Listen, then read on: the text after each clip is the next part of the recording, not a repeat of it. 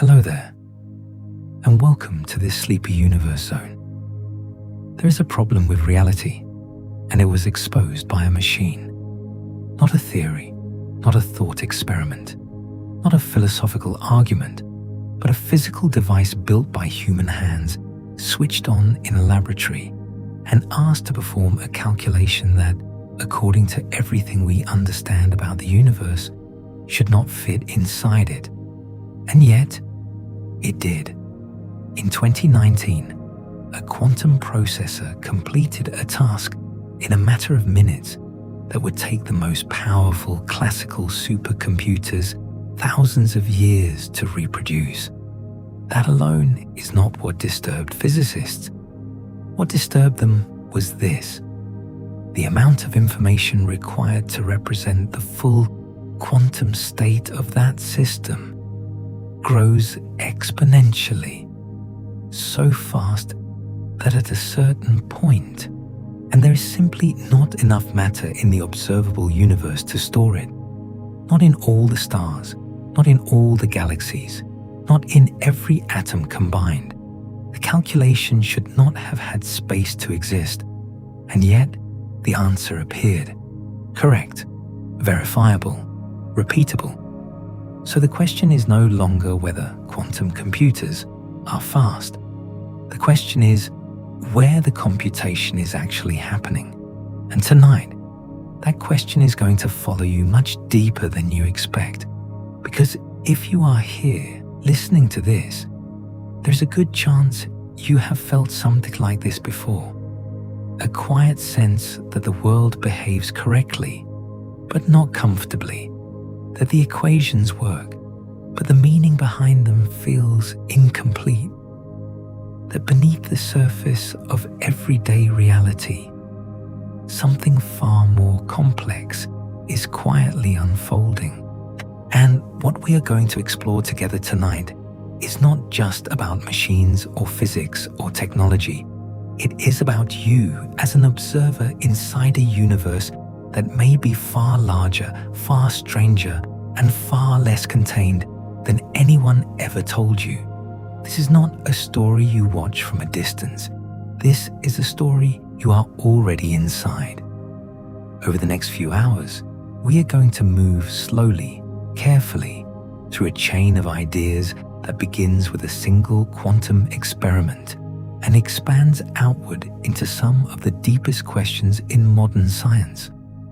We will stand inside the laboratory where these machines operate, cooled to temperatures colder than deep space, shielded from almost every interaction with the outside world, performing calculations that classical physics cannot track. We will follow the mathematics that describes what those machines are doing, and we will encounter a possibility that many physicists take seriously, even if they rarely say it out loud. The quantum computation may not be confined to our universe alone.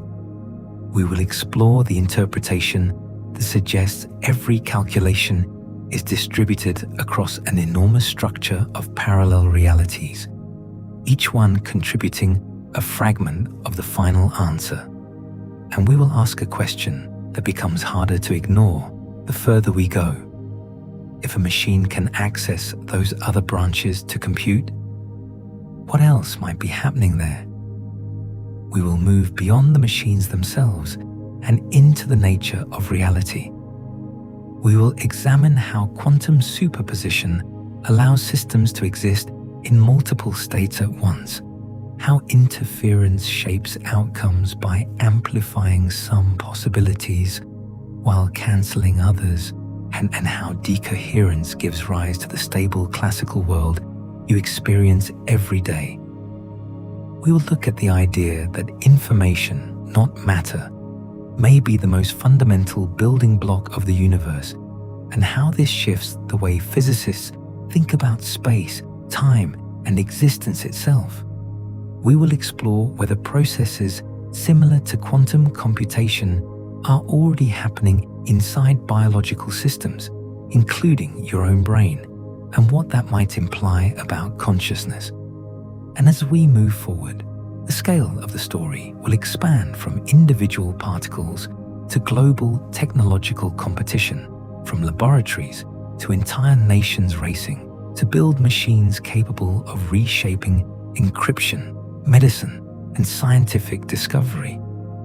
But at the center of all of this, there is a single thread we will keep returning to, a single unresolved question that becomes more unsettling each time we approach it.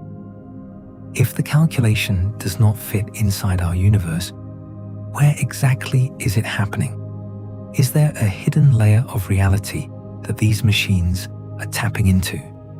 Is the structure of the universe far larger than the observable cosmos?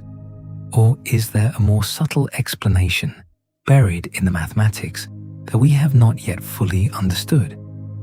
You do not need to decide right now. In fact, it is better if you do not.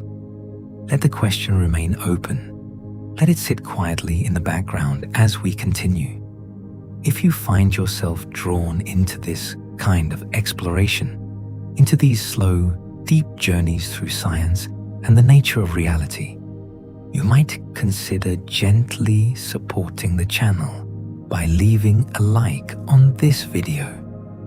It helps more than you might think, allowing these kinds of calm, thoughtful explorations to reach others who may be searching for the same quiet understanding that brought you here tonight. There is no urgency in that suggestion, only an invitation. For now, all you need to do is listen. Let your breathing settle.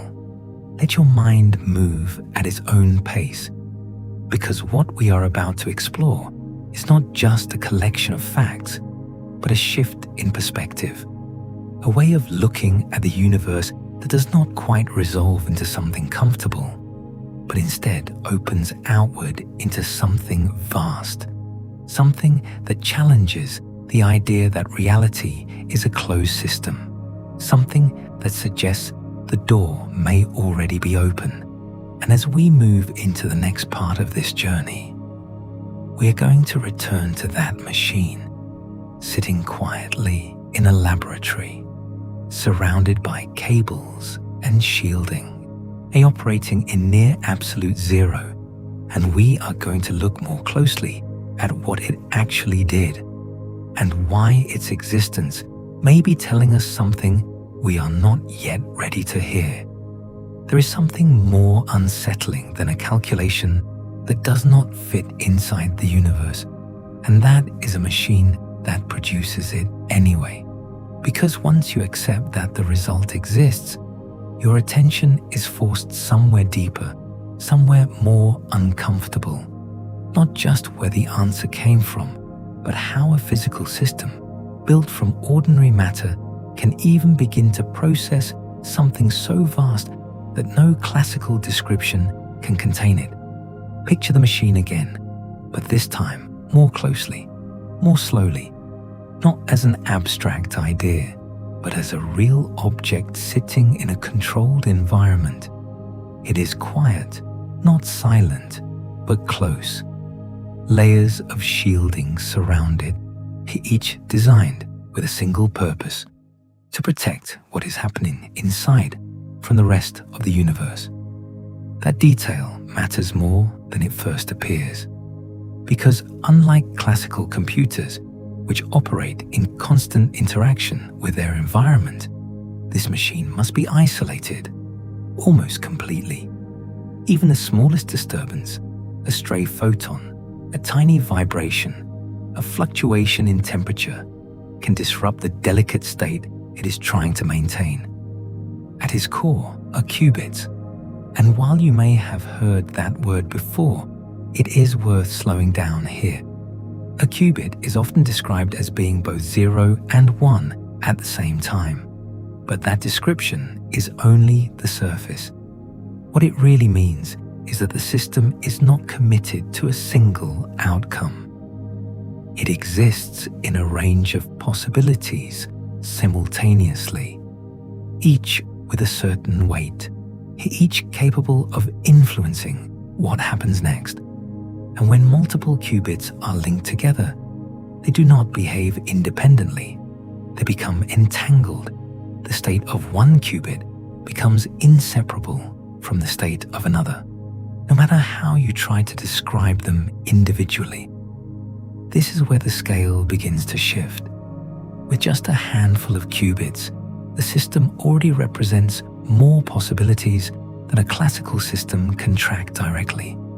With a few dozen, it becomes effectively impossible to simulate exactly using any classical computer. And yet, the machine does not simulate itself. It simply exists in that state. It holds all those possibilities at once, not as stored data in the conventional sense, but as a physical condition of the system itself. Now consider what happens when the computation begins. Here, the machine does not check each possibility one by one. It does not iterate through options like a classical algorithm. Instead, it applies a sequence of operations that reshape the entire landscape of possibilities at once. These operations adjust how different states combine, how they reinforce or cancel each other. This is where interference enters the picture, and it is one of the most important concepts to understand, even if only intuitively. Imagine waves on the surface of water. When two waves meet, they do not simply pass through each other unchanged. They interact. Sometimes they amplify each other, creating a larger wave. Sometimes they cancel out, leaving the surface momentarily flat. In a quantum system, something similar happens, but not with water, with probability amplitudes. And the different possible states of the system interfere with each other. Some combinations become more likely, others disappear entirely. The machine is designed to guide this process. It does not search for the correct answer. It shapes the system so that incorrect answers eliminate themselves through destructive interference, while the correct answer remains through constructive interference. By the time the system is measured, the answer is not discovered. It is what survives. And this is where the tension begins to build again. Because even if you accept this mechanism, even if you accept that interference can produce the right result, the question underneath it remains unresolved. Where are all these possibilities actually represented? Not mathematically, but physically. The full description of the system, the complete quantum state, requires an amount of information that grows exponentially with each added qubit. Very quickly, that amount exceeds anything that could be stored using the matter available in the observable universe. So what does it mean for the system to exist in all those states at once? This is not a rhetorical question. It is one that physicists continue to debate. Some argue that the wave function is not a physical object at all, but simply a tool we use to calculate probabilities. Others argue that it is real, that the system genuinely occupies all those states simultaneously in a way that is not directly visible to us. Both perspectives can reproduce the experimental results. Both are consistent with the equations, but they lead to very different intuitions about what is actually happening inside the machine. And as you sit with this, you may begin to notice a subtle shift. The machine itself has not changed. The experiment remains the same, but your sense of what is required to explain it starts to stretch. The familiar boundaries between what is possible and what is not, between what can be contained and what cannot, begin to feel less stable. Because at some point, the explanation you choose is no longer just about the machine. It becomes about reality itself. Whether the universe is a closed system, fully self-contained, or whether it allows for structures that extend beyond what we can directly observe. Whether information must always have a physical location, or whether it can exist in a more distributed, less intuitive form. You do not need to resolve these questions right now. In fact, it is better if you do not try to force an answer. Let them remain open. Let them sit quietly, just beneath the surface of your thoughts. Because the machine is still running, the calculations are still being performed. And whatever the explanation turns out to be, it will have to account for that simple, undeniable fact. The answer appears even when there is no obvious place for it to exist. There's a point, if you follow this far enough, where the discomfort shifts. It is no longer about the machine. It is no longer even about the scale of the calculation. It becomes something quieter, more subtle. A realization that the problem may not be the technology at all, but the way we have been imagining reality from the beginning. Because the deeper you look into what a quantum system is actually doing, the harder it becomes to maintain the idea that things simply exist in one definite state at a time. At the center of this tension is a concept that sounds simple, but refuses to stay simple the longer you hold it in your mind. Superposition. You have heard it already. A system existing in multiple states at once. But what does that actually mean? Not as a phrase, but as a physical condition. It does not mean the system is rapidly switching between states. It does not mean we are uncertain about which state it is in. It means that prior to measurement, the system genuinely does not have a single definite value. The possibilities are not hidden. They are present, all of them. And this is where the familiar sense of reality begins to soften. Because in everyday life, objects feel stable. A cup is on the table or it is not. A light is on or it is off. There is a certainty to the world that feels immediate and unquestionable. But at the quantum level, that certainty does not exist in the same way. The system evolves as a combination of possibilities, each influencing the others, each contributing to what will eventually be observed. The state is not a point, it is a spread. Now imagine this not as a single particle, but as a system of many qubits interacting together. The superposition becomes larger, richer, more complex. Each additional qubit doubles the number of possible configurations, but more importantly, it expands the structure of how those configurations relate to each other. The system is no longer something you can picture as a list of options. It becomes a landscape, a space of possibilities so vast that it cannot be mapped in any conventional way. And yet, the machine holds it. Not symbolically, not approximately, but physically. This is where the idea of entanglement deepens the mystery. When qubits become entangled, their states are no longer independent. You cannot describe one without referencing the others. The system becomes a single, unified object, even if its components are physically separated. This is not just a theoretical claim. It has been tested repeatedly.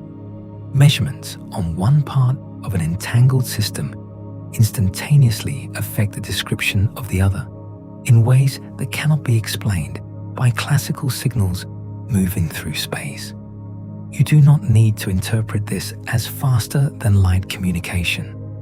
Most physicists would caution against that conclusion, but you cannot avoid the implication that the system behaves as a whole rather than as a collection of separate parts. And this is where something subtle begins to emerge. The idea that locality in the assumption that objects exist in specific places and only interact through direct contact may not be as fundamental as it feels. As you let that settle, notice how it changes the earlier question. Where is the computation happening? It begins to feel less well posed, because if the system itself is not strictly local, if its state is distributed across relationships rather than confined to positions, then the computation may not be happening in a place at all. It may be unfolding across a structure that does not map cleanly onto our intuitive picture of space. And yet, from your perspective as an observer, the outcome is always definite. When the system is measured, you see a single result.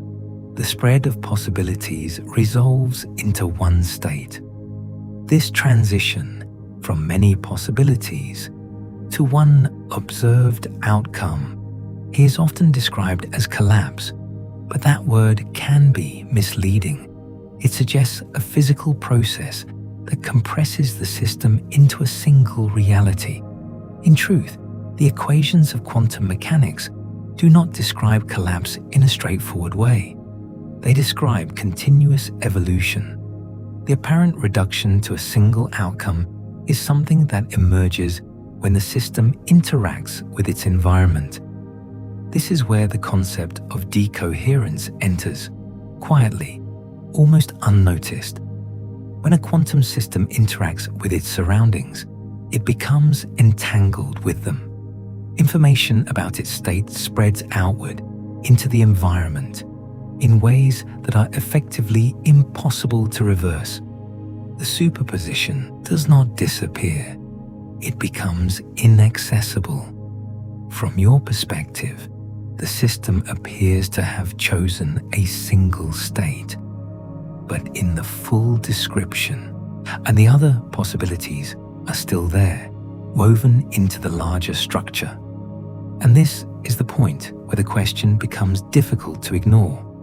If the other possibilities are still present, even if you cannot access them, what exactly are they? Are they merely mathematical artifacts, useful for calculation but not physically real? Or are they something more, something that exists in a way that is simply not visible from within your own perspective? You do not need to decide.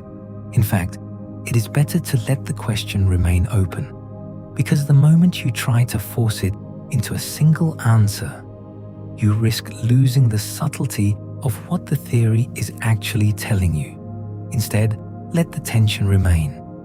Let the idea that reality may not be singular sit quietly in your mind, because as we continue, that idea will begin to connect to something larger, something that moves beyond individual systems and into the structure of the universe itself. By now, something important has begun to shift. The machine is no longer just a device. The qubits are no longer just components. The computation itself has started to feel less like a process of searching and more like a process of shaping reality.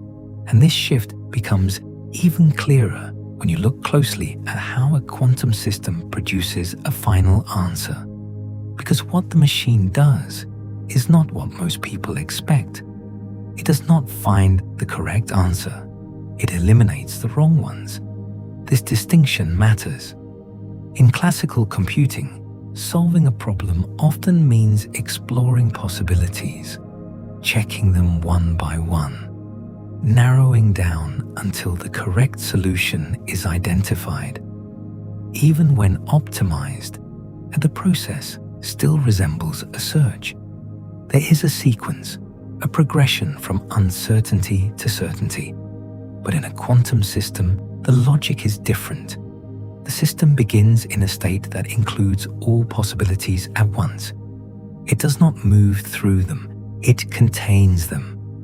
As the computation proceeds, the structure of this possibility space is adjusted through interference. Some paths reinforce each other, increasing their likelihood. Others cancel out, reducing their presence. The machine is carefully designed so that by the time the system is measured, the incorrect answers have interfered destructively with each other, leaving the correct answer as the dominant outcome. If you pause here, you may notice how unusual this is. The system does not know the correct answer in the way a classical algorithm might. It does not evaluate and compare. Instead, it allows the laws of quantum mechanics themselves to shape the outcome. The answer emerges not because it was found, but because everything else failed to survive the process. This is why the final measurement feels almost anticlimactic. After all the complexity, all the hidden structure, all the vast space of possibilities, what you see is a single result, a number, a pattern, something that can be written down, verified, repeated. The richness of the computation collapses into a simple outcome. But that simplicity is deceptive. It hides the enormous structure that existed just moments before. And this brings us back, once again, to the underlying tension. If the system truly explores all these possibilities, if it allows them to interfere and shape the final result, and then where are those possibilities instantiated?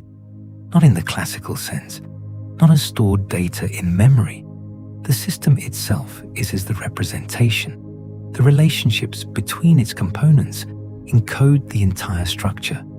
But even that explanation begins to strain when you consider the scale. As the number of qubits increases, the number of possible states grows beyond anything that can be represented by classical means. The full description of the system becomes larger than the universe's capacity to store it, at least in any straightforward way. And yet, the system operates. The interference occurs. The answer emerges. At this point, it is natural to wonder whether the limitation is not in the system, but in the way we are trying to describe it. Perhaps the idea that information must be stored locally in a specific place is simply not applicable here. Perhaps the quantum state is not something that exists inside the machine in the way we imagine, but something that spans a structure we do not fully perceive. This is not a conclusion, it is a direction, a way of reframing the question so that it remains open rather than prematurely resolved. Because the more closely you examine the process, the more it resists being reduced to a simple picture. The computation is not happening step by step. It's unfolding all at once, across a space of possibilities that does not map neatly onto our everyday experience. And there is something quietly profound about that. The idea that truth, in this context, is not discovered through effort, but revealed through elimination. That the correct answer is what remains after everything that cannot be sustained has faded away. It is a different way of thinking, not just about computation, but about knowledge itself. As you sit with this, notice how it changes your sense of the earlier question. Where is the computation happening? It becomes less about location and more about structure, less about space and more about relationships. The machine is not just performing operations in a confined region. It is participating in a process that may extend beyond the boundaries we are used to considering. You do not need to resolve this. You do not need to decide whether the possibilities are real in a physical sense or simply part of the mathematical description. What matters is that the machine works. The answers are correct, and whatever explanation we choose must account for that. And so the question remains quietly, persistently, just beneath the surface. If the answer is what survives, what exactly existed before it did? There is a reason you do not experience any of this directly. Not the superposition, not the vast landscape of possibilities, not the quiet interference shaping outcomes beneath the surface of reality. And that reason is not that these things are rare or distant or confined to laboratories. The reason is that something is constantly happening around you. Something so fast, so complete, that it erases your ability to perceive it almost instantly. It is called decoherence, and without it, the world you know would not exist in the way you experience it. Take a moment to imagine something simple. A cup resting on a table. In your experience, the cup is in one place. It has a definite position, a definite shape, a stable existence. But at the quantum level, every particle that makes up that cup is described by a spread of possibilities. Each atom could, in principle, occupy slightly different positions, exist in slightly different states. If nothing interacted with it, the cup would not be a single, fixed object. It would be a cloud of overlapping possibilities. But that is not what you see. And the reason is that the cup is not isolated. It is constantly interacting with its environment. Light reflects off its surface. Air molecules collide with it. Thermal vibrations ripple through its structure. Each of these interactions carries away information. Tiny fragments of the cup's quantum state are copied into the surrounding world over and over again at an extraordinary rate. This process, this leakage of information, is decoherence. It does not destroy the quantum state. It spreads it. It entangles the system with its environment so thoroughly that the different possibilities can no longer interfere with each other in any meaningful way. From your perspective, the system appears to have chosen a single outcome. The cup is here, not there. The ambiguity is gone. But in the full quantum description, the other possibilities have not vanished. They have become inaccessible. And this happens incredibly fast. For objects the size of a cup, decoherence occurs on timescales so short that they are almost impossible to comprehend. Fractions of a fraction of a second. By the time you could even begin to perceive a difference, the system has already settled into a stable, classical state. This is why the world feels solid, not because it is fundamentally classical, but because the quantum behavior is constantly being hidden from you. Now consider what that means for the machine. A quantum computer is, in essence, a device built to resist decoherence. It is designed to hold onto that fragile state of superposition just long enough to perform a calculation. That is why it must be isolated.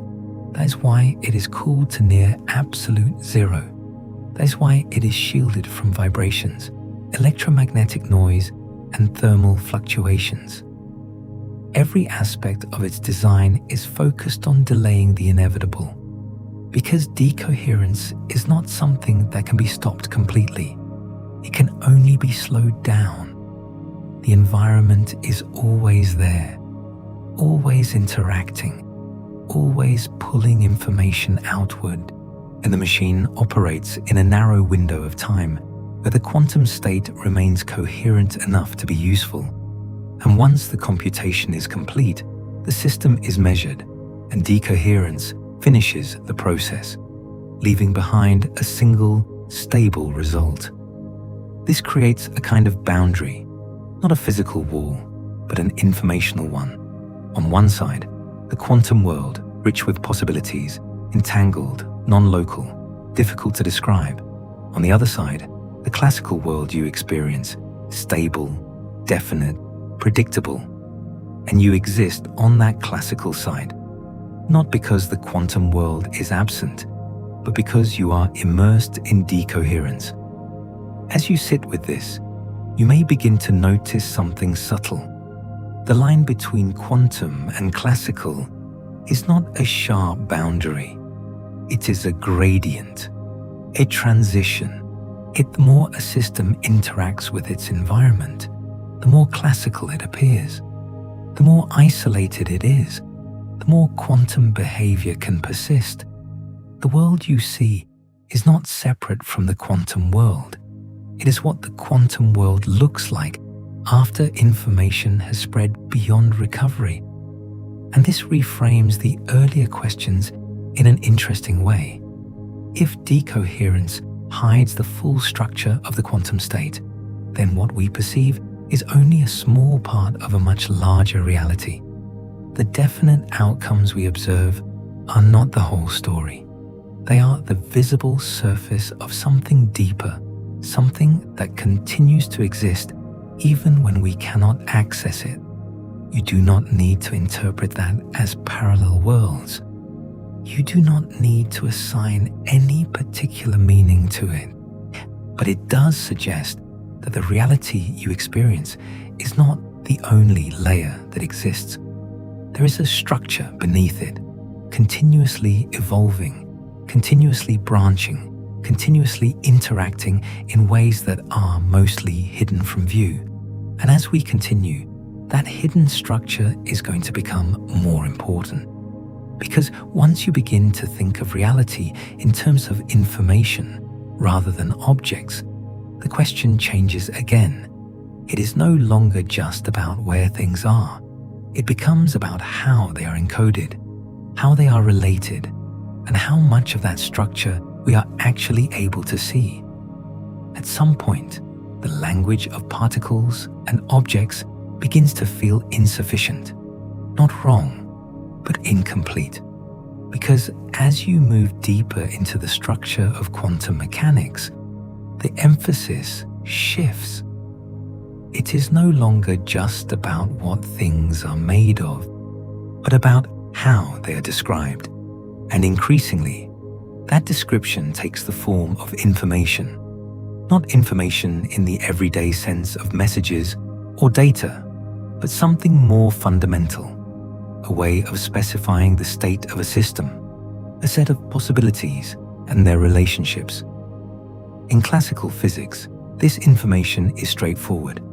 You can describe the position and velocity of each particle, and from that, predict how the system will evolve. But in quantum physics, the description becomes more abstract. The state of a system is given by a wave function, a mathematical object that encodes all possible outcomes and their probabilities. This wave function is not stored in a simple, localized way. It does not sit neatly inside a particle or a region of space. It describes the system as a whole, and often in a space that has far more dimensions than the physical space you are familiar with. And as the number of particles increases, the complexity of this description grows exponentially. Very quickly, it becomes impossible to represent in any classical form. And yet, the system itself does not struggle with this complexity. It simply exists in that state. The information is not being stored in bits of memory. It is embodied in the relationships between parts of the system, in the correlations, the entanglement, the structure of the wave function itself. This is where some physicists begin to suggest a shift in perspective. Instead of thinking of the universe as made of matter with information as a secondary property, they propose that information may be more fundamental, and that what we perceive as matter is a manifestation of underlying informational structures.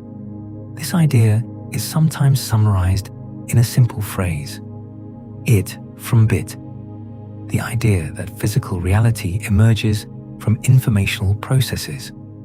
You do not have to accept this as a literal truth. It remains a subject of debate. but it provides a useful way of thinking about the strange behavior we have been exploring.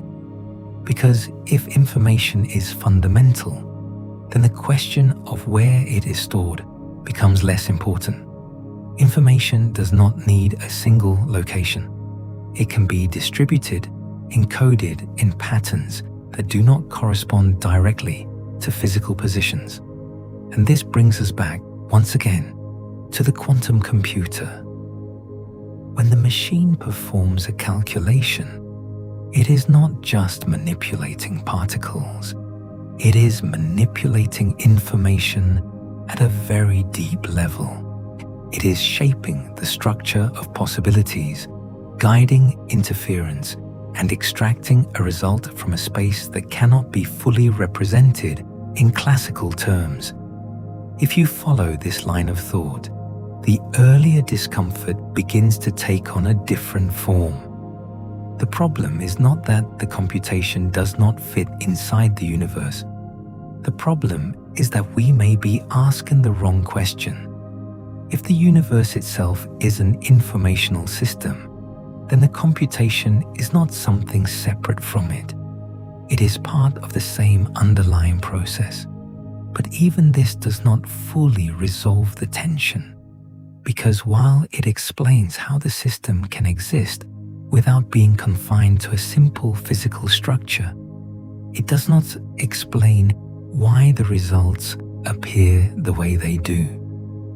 It does not explain why you observe a single outcome, or why the structure of reality feels stable and consistent at the scale you experience.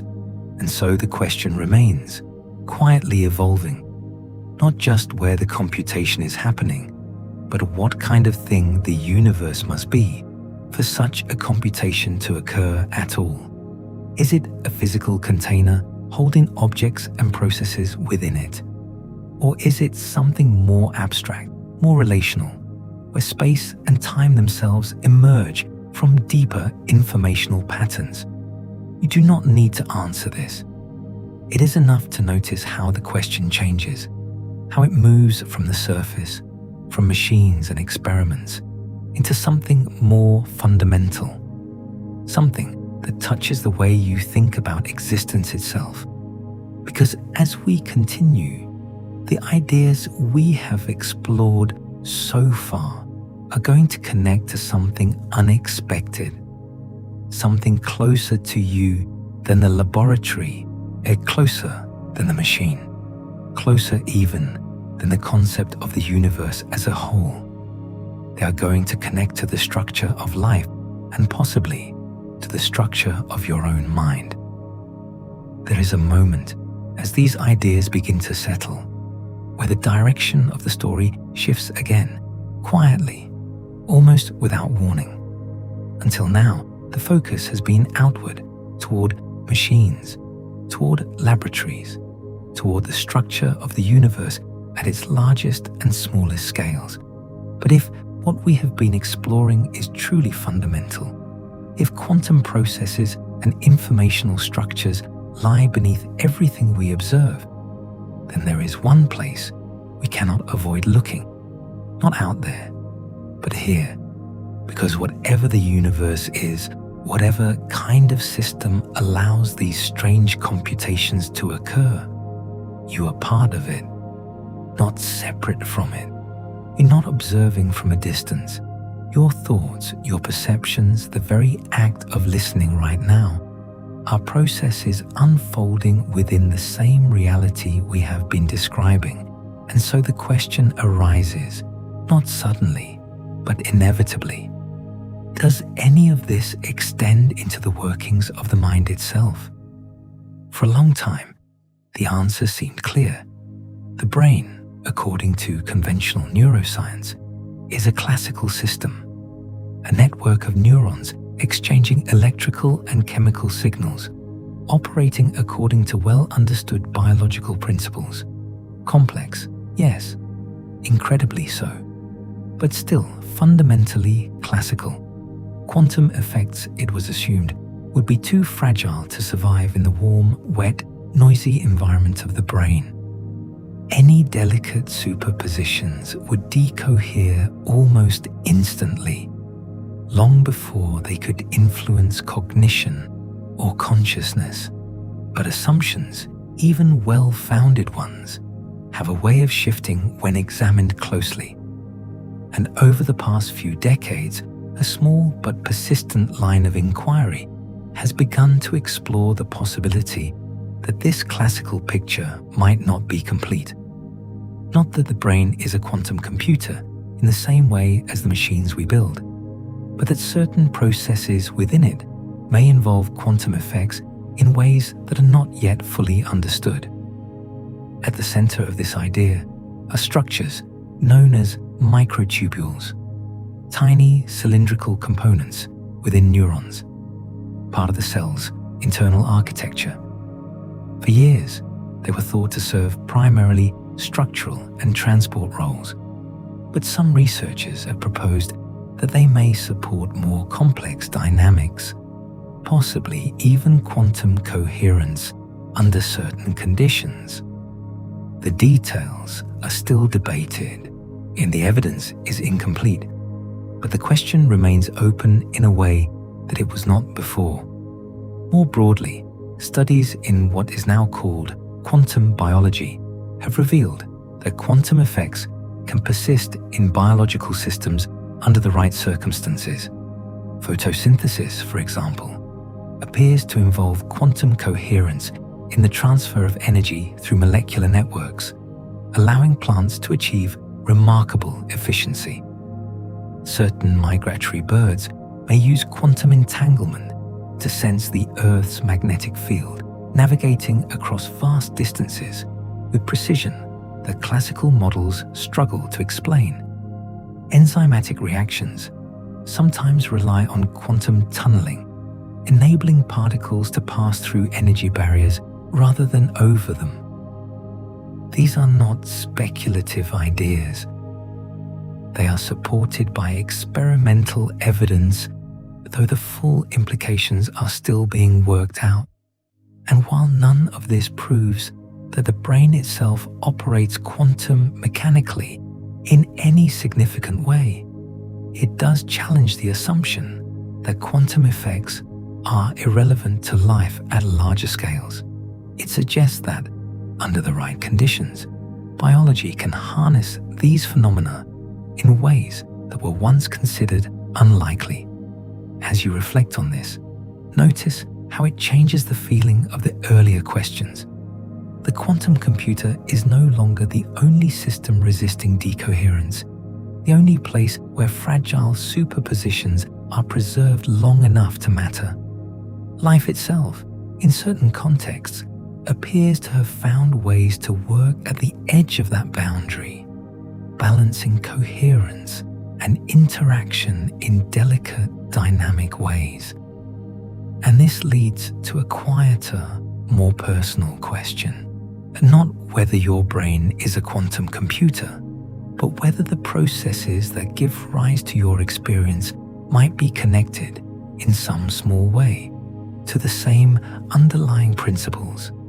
Whether the distinction between classical and quantum, between stable reality and hidden possibility, might be more fluid than it appears. You do not need to reach a conclusion.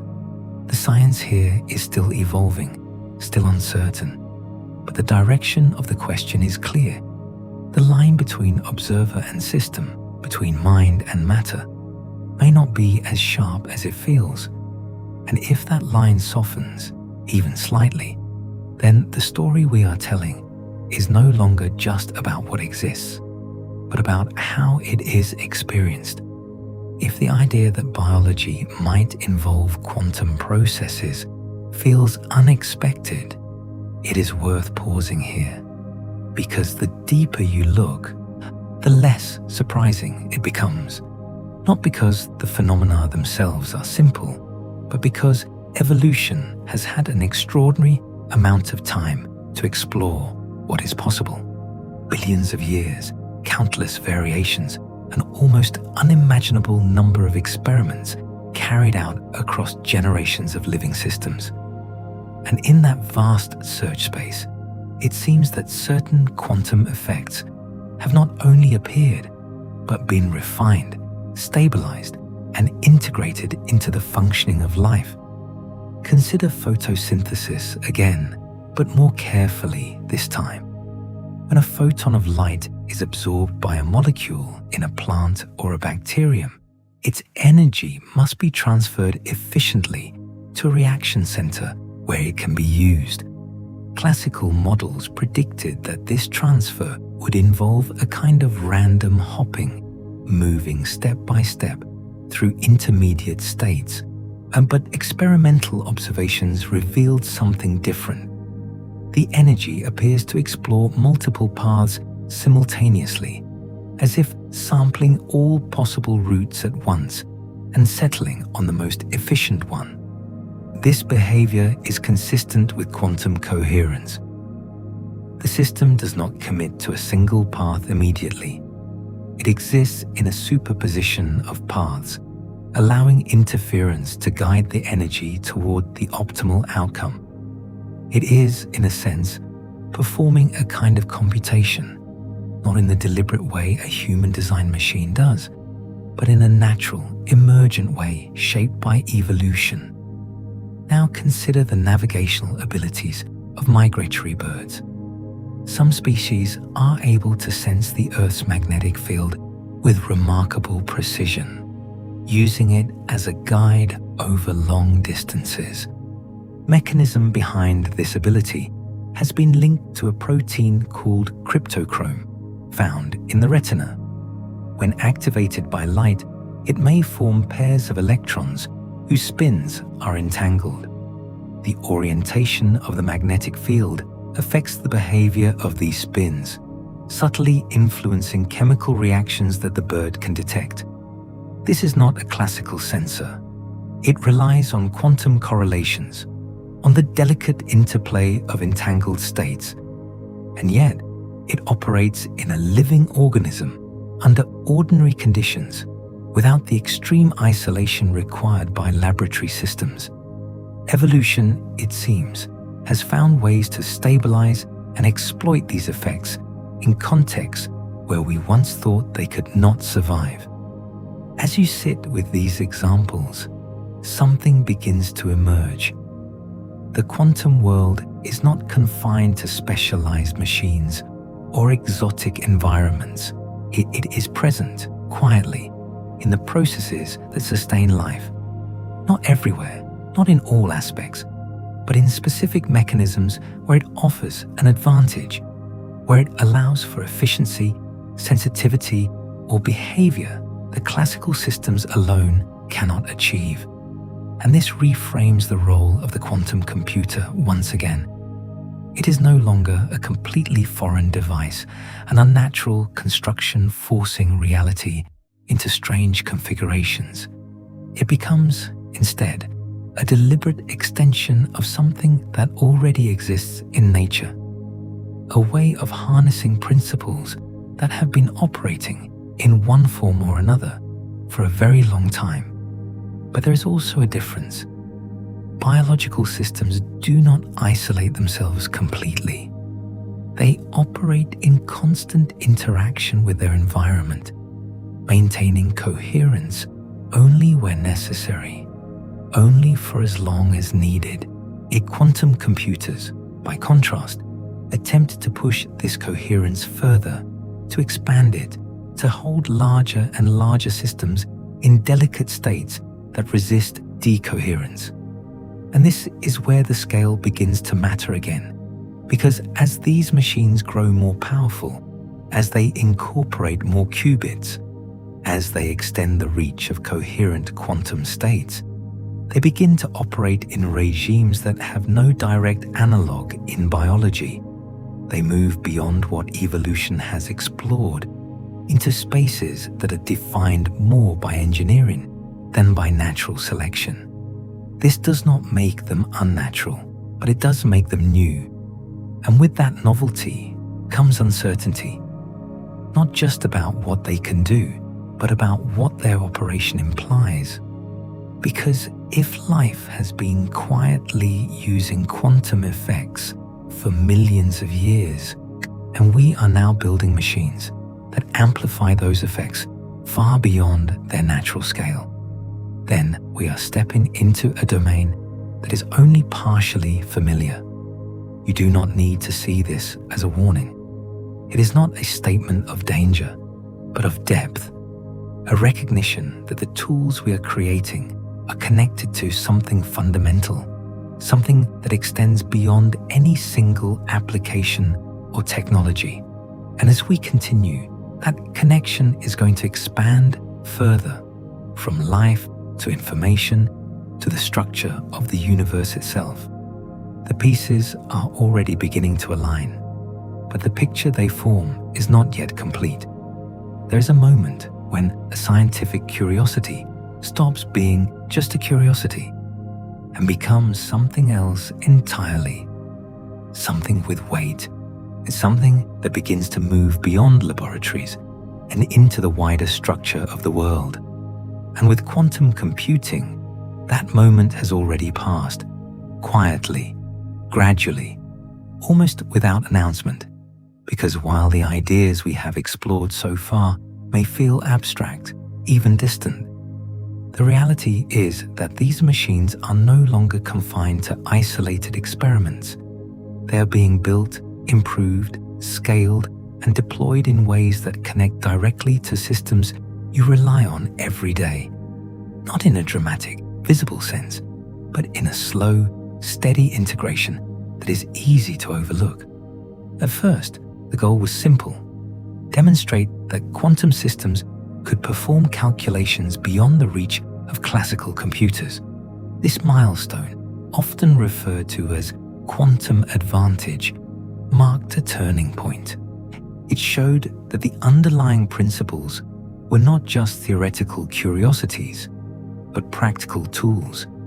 The machines could do something new, something different. But once that threshold was crossed, the focus shifted. It was no longer enough to demonstrate isolated successes. The challenge became scalability. How to build larger systems, maintain coherence across more qubits, correct errors, and link multiple processors together. Each of these problems required new approaches, new architectures, new ways of thinking about how quantum information is stored and manipulated. And as progress continued, something else began to happen. The technology started to attract attention beyond the scientific community. Governments, corporations, and research institutions recognized that this was not just another incremental improvement in computing, or it was a shift in capability, a change in what kinds of problems could be addressed at all. This is where the story takes on a different tone. Not louder, not more urgent, but more complex. Because the development of quantum computing is no longer a purely academic pursuit. It has become a field of strategic importance. Nations are investing heavily in research and infrastructure, competing to achieve breakthroughs in hardware, algorithms, and applications. Companies are building prototypes, forming partnerships, exploring potential use cases in fields ranging from cryptography to materials science to pharmaceuticals. You do not need to follow the details of these developments to feel their significance. What matters is the direction, the steady increase in capability, the movement from small, isolated systems toward larger, more integrated networks, the shift from proof-of-concept experiments to early-stage deployment. And beneath all of this, the same underlying questions remain. Not just what these machines can do, but what their operation implies. Because as they become more powerful, as they begin to handle larger and more complex quantum states, the gap between classical intuition and quantum reality continues to widen. There's also a practical dimension that cannot be ignored. Many of the systems that secure modern communication rely on mathematical problems that are difficult for classical computers to solve. Factoring large numbers, for example, is computationally intensive in the classical framework. But quantum algorithms have been developed that can solve these problems more efficiently, at least in principle. And this does not mean that current quantum computers can break widely used encryption. They cannot, not yet. But it does mean that the assumptions underlying these systems may not hold indefinitely. And so, alongside the development of quantum hardware, there is a parallel effort to design new forms of cryptography that can withstand quantum attacks. This is not a crisis, it is a transition, a recognition that as technology evolves, so must the systems built around it. But it is also a reminder that the implications of quantum computing are not confined to abstract questions about reality. They extend into the structures that support everyday life, often in ways that are not immediately visible. As you consider this, notice how the scale of the story continues to expand, from individual qubits to entire networks of machines, as from isolated experiments to global research efforts, from theoretical possibilities to practical considerations. And yet, even as the technology advances, even as the race intensifies, the deeper questions remain unresolved. The machines work, the results are reliable, but the interpretation of what is happening beneath the surface is still open. This creates a kind of dual perspective. On one level, quantum computing is a rapidly developing field with clear goals, measurable progress, and tangible applications. On another level, it is a window into a structure of reality that we do not fully understand. Both perspectives are valid, both are necessary. And as we move forward, we are going to return to that deeper layer, not to resolve it, but to explore it more carefully. Because beyond the race, beyond the technology, there is a question that continues to echo quietly in the background. A question about the nature of information itself and what it means for something to exist. At some point, if you follow this far enough, the focus shifts again, not away from the machines, but through them, towards something more fundamental than the devices themselves. Because the deeper you look into quantum systems, the more it becomes clear that what is being manipulated is not just matter, but information. This idea is not new. Physicists have long understood that the state of a system can be described in terms of information. But in the quantum context, this description takes on a different character. It is no longer just a convenient way of organizing knowledge. It begins to look like something intrinsic to the system itself. Consider what it means to know the state of a classical system. You can, in principle, measure its properties precisely: position, velocity, energy. Each measurement reveals something about the system without fundamentally altering its nature. In the quantum world, the situation is different. Measurement does not simply reveal information. It participates in the process. It changes the system. The act of observation is not separate from the state being observed. This leads to a subtle but important shift. Information is not just something we have about a system. It is something that is part of the system. The wave function, which encodes all possible outcomes, is not merely a record. It is a description of what the system is capable of becoming. As the number of particles increases, the amount of information required to describe the system grows rapidly. For even moderately sized systems, the full quantum description becomes too large to handle using classical methods, and yet the system itself does not struggle with this complexity. It evolves naturally, according to the laws of quantum mechanics. This raises an interesting question. If the information required to describe the system exceeds what can be stored in any classical representation, where does that information reside? Not in a physical memory, not in a database, not in any localized structure we can point to. It exists in the relationships between parts of the system, in the correlations, in the entanglement. This is where some physicists begin to suggest that information may be more fundamental than matter itself, and that what we perceive as particles and fields are manifestations of underlying informational structures. This idea is not universally accepted, but it has gained traction in certain areas of theoretical physics, particularly in the study of black holes and quantum gravity. For example, when physicists examine the behavior of black holes, they find that the amount of information that can be contained within a region of space is related not to its volume, but to its surface area. This observation has led to the development of the holographic principle, which suggests that the information describing a volume of space may be encoded on its boundary.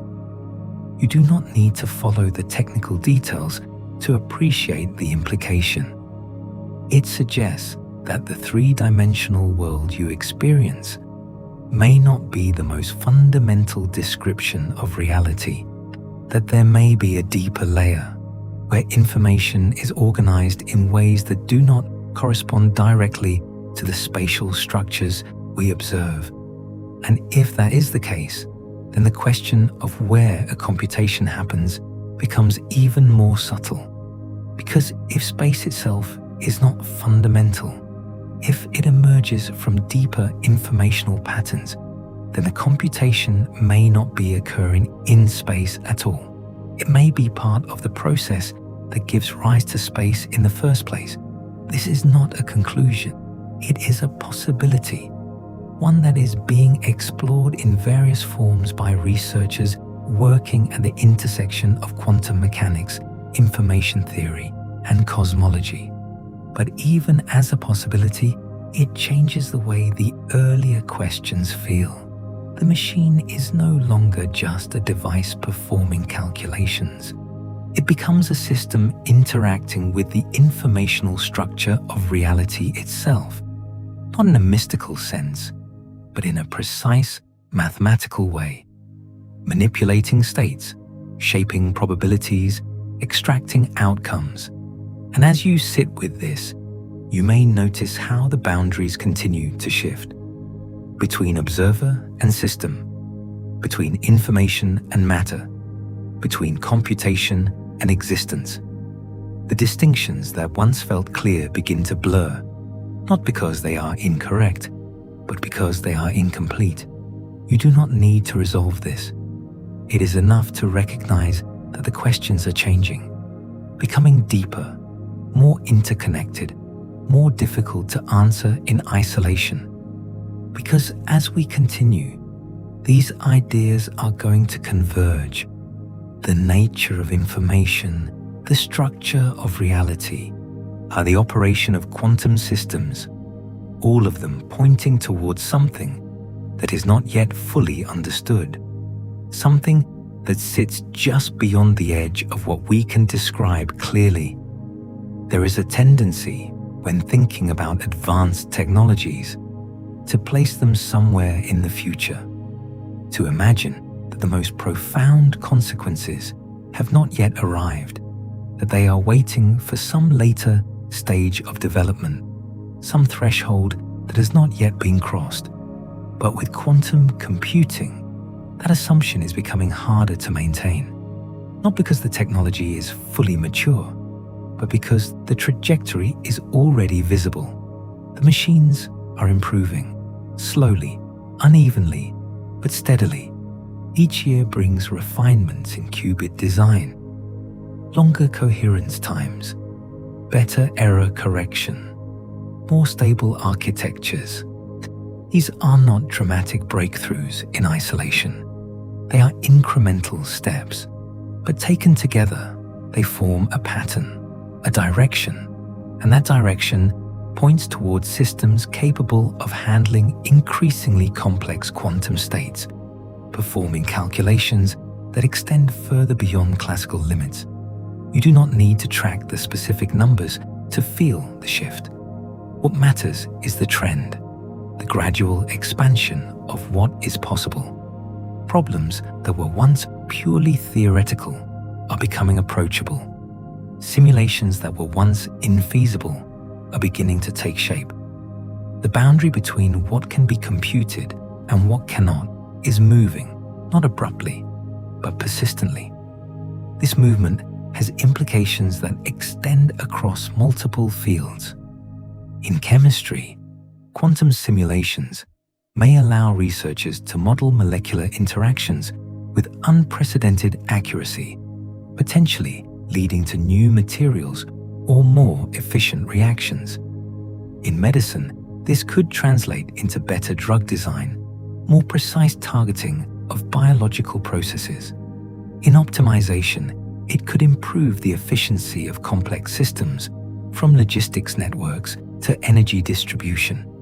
These applications are often presented as benefits, and many of them are. But it is important to recognize that the same underlying capability can be applied in different contexts with different outcomes. The ability to solve certain classes of problems more efficiently does not carry a built-in direction. It is a tool, and like any powerful tool, its impact depends on how it is used. This is where the earlier discussion of cryptography becomes relevant again. Many current encryption systems rely on mathematical problems that are difficult for classical computers to solve. Quantum algorithms have the potential to address these problems more efficiently, at least in principle. This has led to a growing effort to develop new cryptographic methods that can withstand quantum attacks, often referred to as post-quantum cryptography. The transition is ongoing. It is not urgent in the sense of an immediate threat, but it is significant. It reflects an awareness that the computational landscape is changing and that systems built under previous assumptions may need to be adapted.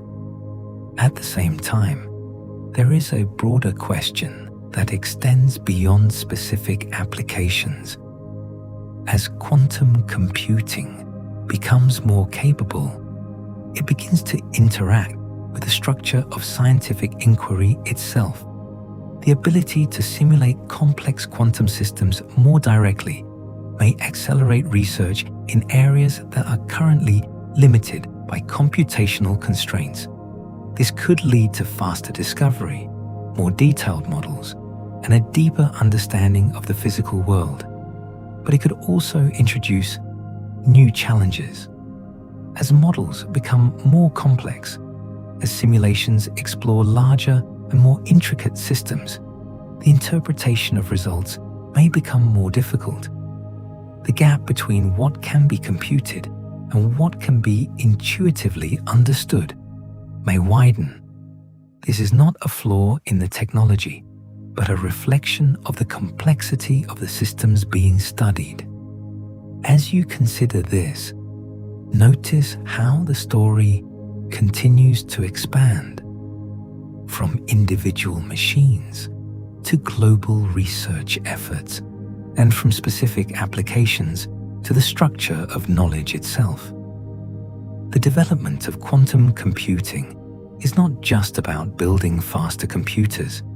It is about changing the way we approach problems, the kinds of questions we can ask, and the methods we use to answer them. And yet, even as the technology advances, even as its potential becomes more apparent, the deeper questions remain. The nature of the quantum state, the role of information, the interpretation of superposition and entanglement, These are not resolved by engineering progress. They persist quietly beneath the surface of practical development. This creates a kind of layered reality. On one level, the machines are tools, improving, scaling, integrating into existing systems. On another level, they are windows, revealing aspects of the universe that challenge our intuitions. And both layers are real. Both are unfolding at the same time. And as we move forward, the focus is going to shift once more, not away from the technology, but toward a question that has been building in the background. A question about observation itself, about what it means to measure a system, to extract an outcome, to experience a single reality from a structure that may contain many. There is something quietly remarkable about the fact that no matter how complex the underlying quantum system may be, you always observe a single outcome. The machine runs its computation. The qubits evolve through superposition and interference. And when the measurement is made, you see a definite result, a number, a pattern, something that can be written down and verified. This seems so natural that it is easy to overlook. Of course, you see one outcome. Of course, the system resolves into a single state. But when you consider the full quantum description, this simplicity becomes more difficult to explain, because the equations do not describe a single outcome. They describe a range of possibilities, each with its own probability amplitude. So how does this range become a single experience? How does the spread of possibilities reduce to one observed reality? This is often referred to as the measurement problem, and it remains one of the central questions in the foundations of quantum mechanics. There are different ways of approaching it. Some interpretations suggest that the wave function collapses upon measurement, selecting a single outcome from the range of possibilities.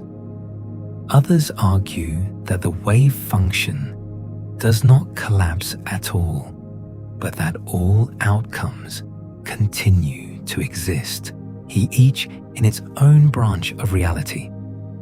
In this view, the observer becomes entangled with the system, experiencing only one branch while the others remain inaccessible. You do not need to choose between these interpretations. Both can be formulated in ways that are consistent with experimental results, but they lead to very different intuitions about what is happening. If the wave function collapses, then the act of measurement plays a special role. It marks the transition from possibility to actuality. But this raises further questions. What counts as a measurement? Does it require a conscious observer? Or is any interaction with the environment sufficient? If, on the other hand, all outcomes continue to exist, then the picture becomes more expansive. The universe is not a single unfolding history, but a branching structure, and with each possible outcome realized in its own context. From your perspective, you experience one path, but the full structure contains many. This idea can feel abstract, even unsettling, but it is a natural extension of taking the quantum description seriously. The equations do not single out one outcome as more real than the others.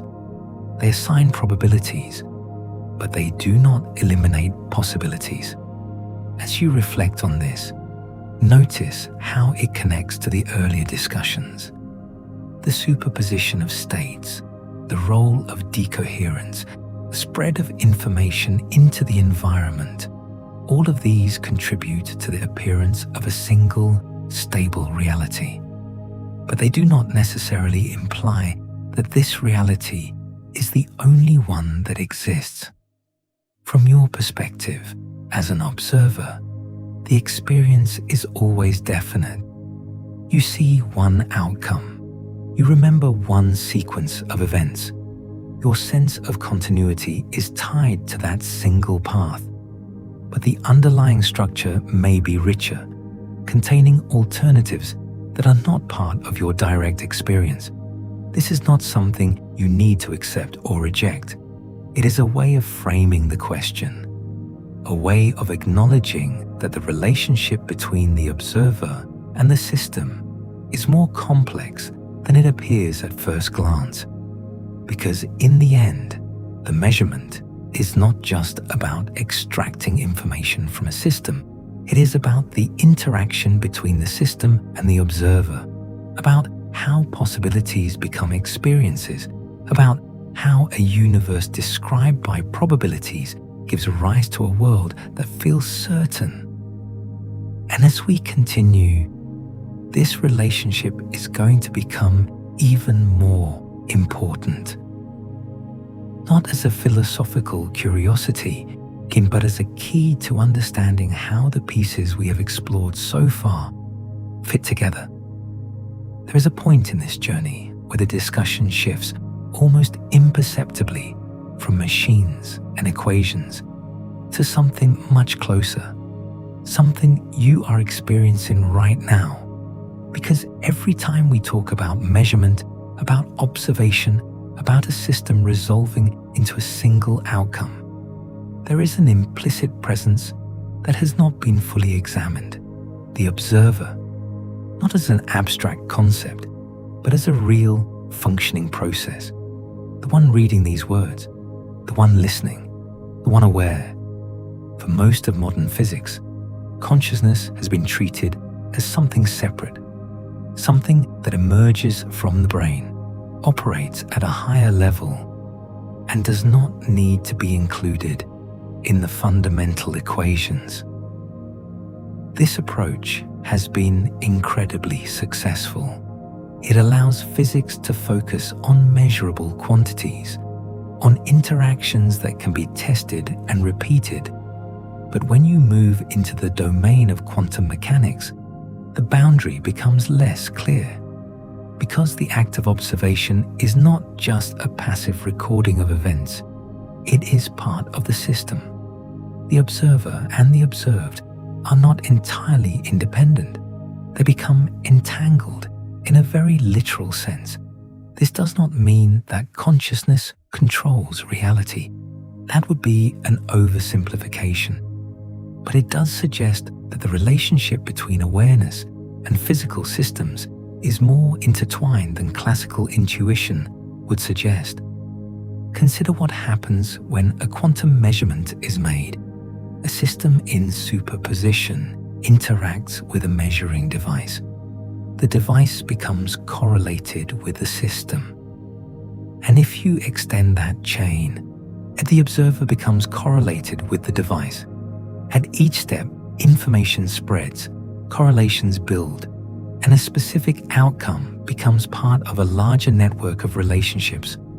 From the inside, from your perspective, this process appears as a single, definite experience. You see one result. You remember one outcome. Your awareness follows a continuous thread.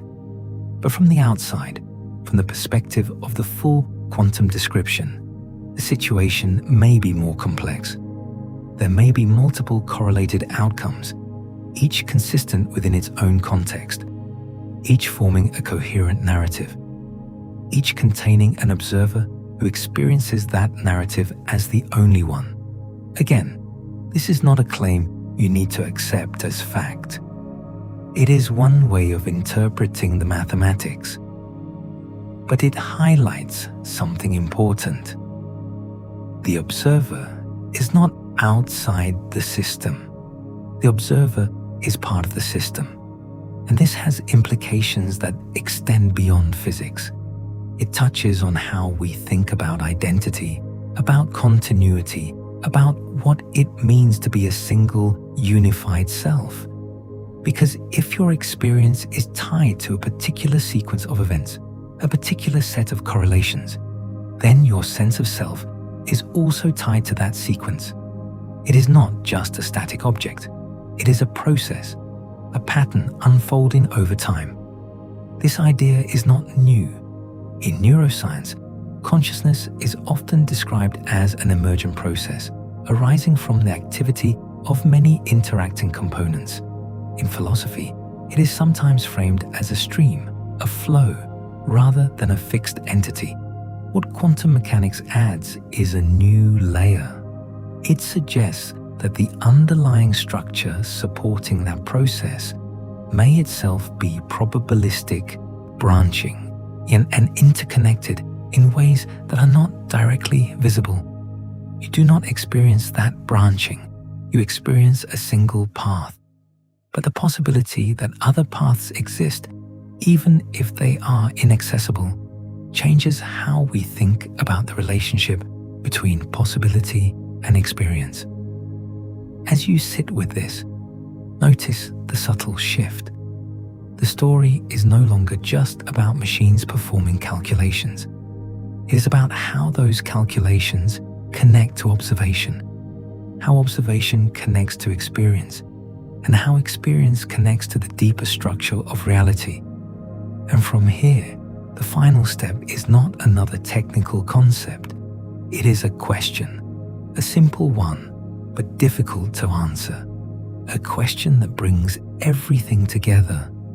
After everything we have explored, the machines, the mathematics, the interpretations, the role of observation, there's a natural desire for a conclusion, for a clear statement of what it all means, for a resolution that ties the threads together into a single, coherent picture. But this is where the story resists that impulse. Not because there is no answer, but because the answer is not yet fully known. What we have are pieces, well-tested equations, reliable experimental results, working technologies, and alongside them, multiple interpretations that attempt to make sense of what those results imply about the nature of reality. Each interpretation captures something. Each provides a way of thinking about the relationship between possibility and outcome, between system and observer, between the quantum and the classical. But none has been universally accepted as the final word. This is not a weakness of the field. It is a reflection of its depth. Quantum mechanics does not just describe how things behave. It challenges how we think about description itself. So instead of a final answer, we arrive at a question, one that sits quietly at the center of everything we have discussed. If the universe at its most fundamental level is described by a set of possibilities, and if what you experience is a single, consistent outcome, what determines that outcome from your perspective? Is it a collapse, a selection, a branching, a correlation? Is it something we already understand or something we have yet to fully articulate? And perhaps more importantly, what does it mean for you as an observer to be part of that process? You do not need to resolve this question tonight. In fact, it may be better not to let it remain open, gentle, without pressure, like a thought that you can return to if and when you choose. Because not all questions are meant to be answered immediately. Some are meant to be lived with, to be explored slowly over time as understanding deepens. As you begin to relax, to let the ideas settle, notice how the complexity of the topic does not require tension. It can exist alongside calm, alongside curiosity without urgency. The universe, in all its strangeness, does not demand that you solve it. It simply invites you to observe, to reflect, to be present within it. And perhaps that is enough. For now, let your thoughts slow down. Let the questions soften. There is nothing you need to figure out in this moment. Just rest. and allow the quiet mystery of it all to drift with you into the night. And there is something you have trusted your entire life without ever needing to question it. The feeling that the world around you is solid, that objects are where they appear to be, that your body is stable, continuous, grounded in a physical space that behaves in predictable ways. You reach out and the table is there. You step forward and the ground supports you. You hold a cup and it does not dissolve into possibilities in your hand. This sense of solidity is so deeply embedded in your experience that it feels like a fundamental truth about reality. But what quantum physics quietly suggests is that this solidity is not fundamental at all. It is constructed. At the smaller scales, the particles that make up everything you see are not solid objects. They are described by probability distributions and by wave functions that spread across space. An electron, for example, does not occupy a single precise point until it is measured. It exists as a cloud of possibilities. And yet, when billions upon billions of these particles come together to form something like a table, you do not experience a cloud. You experience a surface, a definite boundary, something that feels stable and real. The reason for this is decoherence, the same process we touched on earlier, the constant interaction between a system and its environment. Every photon that reflects off an object, every air molecule that collides with it, every tiny vibration, all of these interactions rapidly suppress the quantum possibilities that would otherwise be visible. The result is a world that appears classical, a world where objects have definite positions, where events follow clear sequences, where uncertainty is hidden beneath a layer of stability. But that stability is not absolute. It is an emergent property, a kind of large-scale illusion that arises from the behavior of smaller, less intuitive components. You can think of it like this. Imagine watching a film. Each frame is a static image, but when they are played in sequence, you perceive motion. The motion is not in any single frame. It emerges from the sequence. In a similar way, the solidity of the world emerges from the underlying quantum behavior. It is not present at the most fundamental level. It is something that appears when enough interactions have taken place to suppress the alternatives. This does not make the world unreal. The table is still there. The ground still supports you. Your experiences are still valid, but it changes how we think about what real means. Instead of being a fixed, unchanging property, reality becomes something layered. At one level, there is the quantum description, full of possibilities and probabilities. At another level, there is the classical world you experience, stable and consistent. Both are real, but in different ways. One is fundamental, the other emergent. And as you sit with this idea, notice how it shifts your perspective, even slightly. The objects around you, the room you are in, the body you inhabit, all of it is part of a deeper structure, one that is constantly interacting, constantly evolving, constantly resolving into the experience you are having right now. There's a quiet beauty in that, a sense that the familiar world is not as simple as it appears, but also not as fragile as it might seem, and that it is supported by processes that are vast, intricate, and ongoing. And as we move forward, this idea of layers, of deeper structures giving rise to surface experiences, is going to become even more important.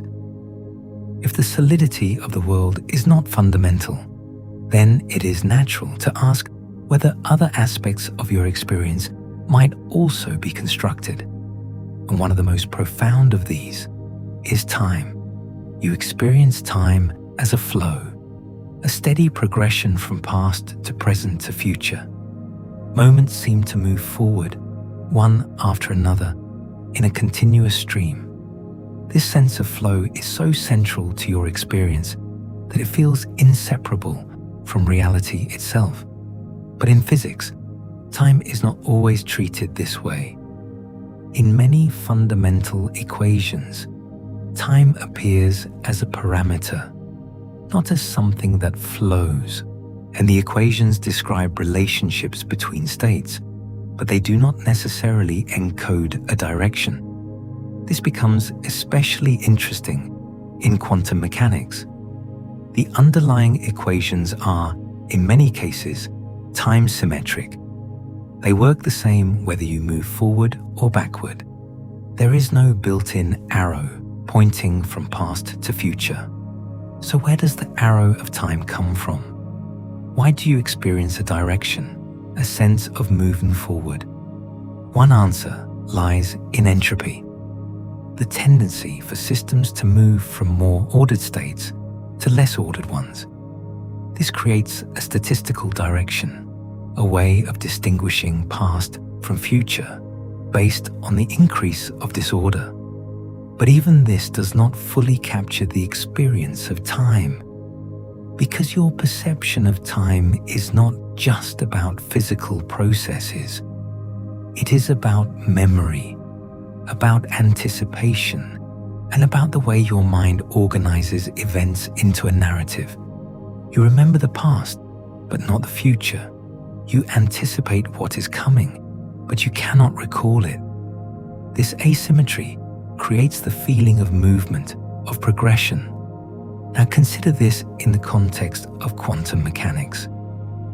If the underlying structure of reality includes multiple possible outcomes, multiple potential paths, then the flow of time you experience may be tied to the particular path you are following. Your memories form along that path. Your expectations extend from it. Your sense of continuity is built from the sequence of events that have been realized in your experience. But the existence of other possibilities, even if they are not accessible to you, suggests that time may not be a single universal stream. It may be more like a network of paths, each with its own sequence, its own narrative. Again, this is not something you need to accept as a literal description. It is a way of exploring the implications of the theory, a way of asking how the familiar experience of time might arise from a deeper, less intuitive structure. As you reflect on this, notice how it changes the way you think about moments. The present is not just a point moving forward. It is a point of resolution, where possibilities become experiences. Each moment is where the abstract description of the universe becomes concrete, at least from your perspective. It is where the probabilities give way to a single outcome, where the future becomes the present, and the present becomes the past. There is a quiet stillness in that idea, a sense that beneath the flow you perceive, there is something more stable. It's not frozen, but not rushing either. And as you allow your thoughts to slow, to drift gently, you might begin to feel that stillness, not as a concept, but as a subtle shift in attention. Time continues, of course. The world moves, events unfold, but your experience of it can soften, becoming less urgent, less tightly held. And in that softness, there is space. Space to rest, space to let the questions remain open, space to simply be here, in this moment, without needing to follow the entire path all at once. There is a perspective that begins to emerge once you place all of these ideas side by side. Quantum states, superposition, information, observation, time, emergence. They do not feel like isolated concepts anymore. They begin to look like parts of a single process, and one of the most intriguing ways to describe that process is computation. Not computation in the narrow sense of a machine performing calculations, but computation in a broader sense. The transformation of information, the evolution of states according to well-defined rules, the unfolding of patterns from simpler structures into more complex ones. In this view, the universe is not just a collection of objects moving through space. It is a system that processes information. Every interaction, every physical event can be seen as a kind of operation, a change in the state of the system. This idea has been explored by several physicists, including Seth Lloyd, who suggested that the universe itself can be understood as a quantum computer. Not a machine built by someone, but a natural system that evolves according to quantum rules, a continuously transforming information. If you take this idea seriously, it changes how you interpret everything we have discussed so far. Quantum computers are no longer just tools that operate within the universe. They are extensions of the same process, small, localized systems that we have engineered to manipulate information in ways that mirror the underlying structure of reality. When a quantum computer performs a calculation, it is not stepping outside the universe to do something foreign. It is participating in the same kind of evolution that governs everything else. The difference is that the process is guided, structured, directed toward a specific goal. This perspective also reframes the question of where a computation happens. Earlier, and we touched on the idea that certain quantum calculations seem to involve more possibilities than can be physically represented in the observable universe. If the universe is itself an information processing system, then the notion of location becomes less central. The computation does not need to be stored in a particular place in the way classical data is stored. It is distributed across the state of the system, encoded in correlations, in relationships between components. This does not mean that the computation happens outside the universe. It means that our classical intuition about space and storage may not apply at the fundamental level. As you reflect on this, notice how the concept of reality continues to shift. From solid objects to quantum states, to information, to computation. Each layer reveals something deeper, like something more abstract, but also more unified. And within that unity, your own experience is included. Your thoughts, your perceptions, your awareness, all of it can be seen as patterns in this larger computational process, not separate from it, not observing it from the outside, but arising within it. There is something quietly humbling in that realization, a sense that the boundary between observer and system is not as sharp as it once seemed, that the same principles shaping distant stars and quantum particles are also shaping the activity in your mind right now. And as we move forward, this idea will lead us to one final layer, a layer that is less about what the universe does and more about what it might be made of at the deepest level. For centuries, physics has tried to answer a simple question. What is the universe made of? In at different times, the answer has been different. Atoms, particles, fields, energy, each answer capturing something real, something measurable, something that could be tested and refined. But in recent decades, another idea has begun to take shape, an idea that does not replace the others, but sits beneath them. The idea that the universe is fundamentally made of information. This perspective is often associated with physicists like John Archibald Wheeler, who proposed the phrase "it from bit," the suggestion that every physical quantity, every object, every event ultimately arises from binary distinctions, from yes or no answers, from bits of information. At first, this might sound abstract, even philosophical, but there are concrete reasons to take it seriously. In thermodynamics, information is linked to entropy, and the amount of disorder in a system is related to the amount of information needed to describe it. In quantum mechanics, the state of a system is described by information about probabilities and correlations. In black hole physics, the amount of information that can be stored in a region of space appears to be proportional to its surface area, not its volume. These connections suggest that information is not just a description we use. It is something physical, something that has real consequences. Consider what happens when information is erased. According to a principle discovered by physicist Rolf Landauer, erasing a bit of information requires a minimum amount of energy to be dissipated as heat. This is not a limitation of technology. It is a fundamental law. Information, in this sense, behaves like a physical quantity. It can be stored, transformed, transferred, and it has measurable effects.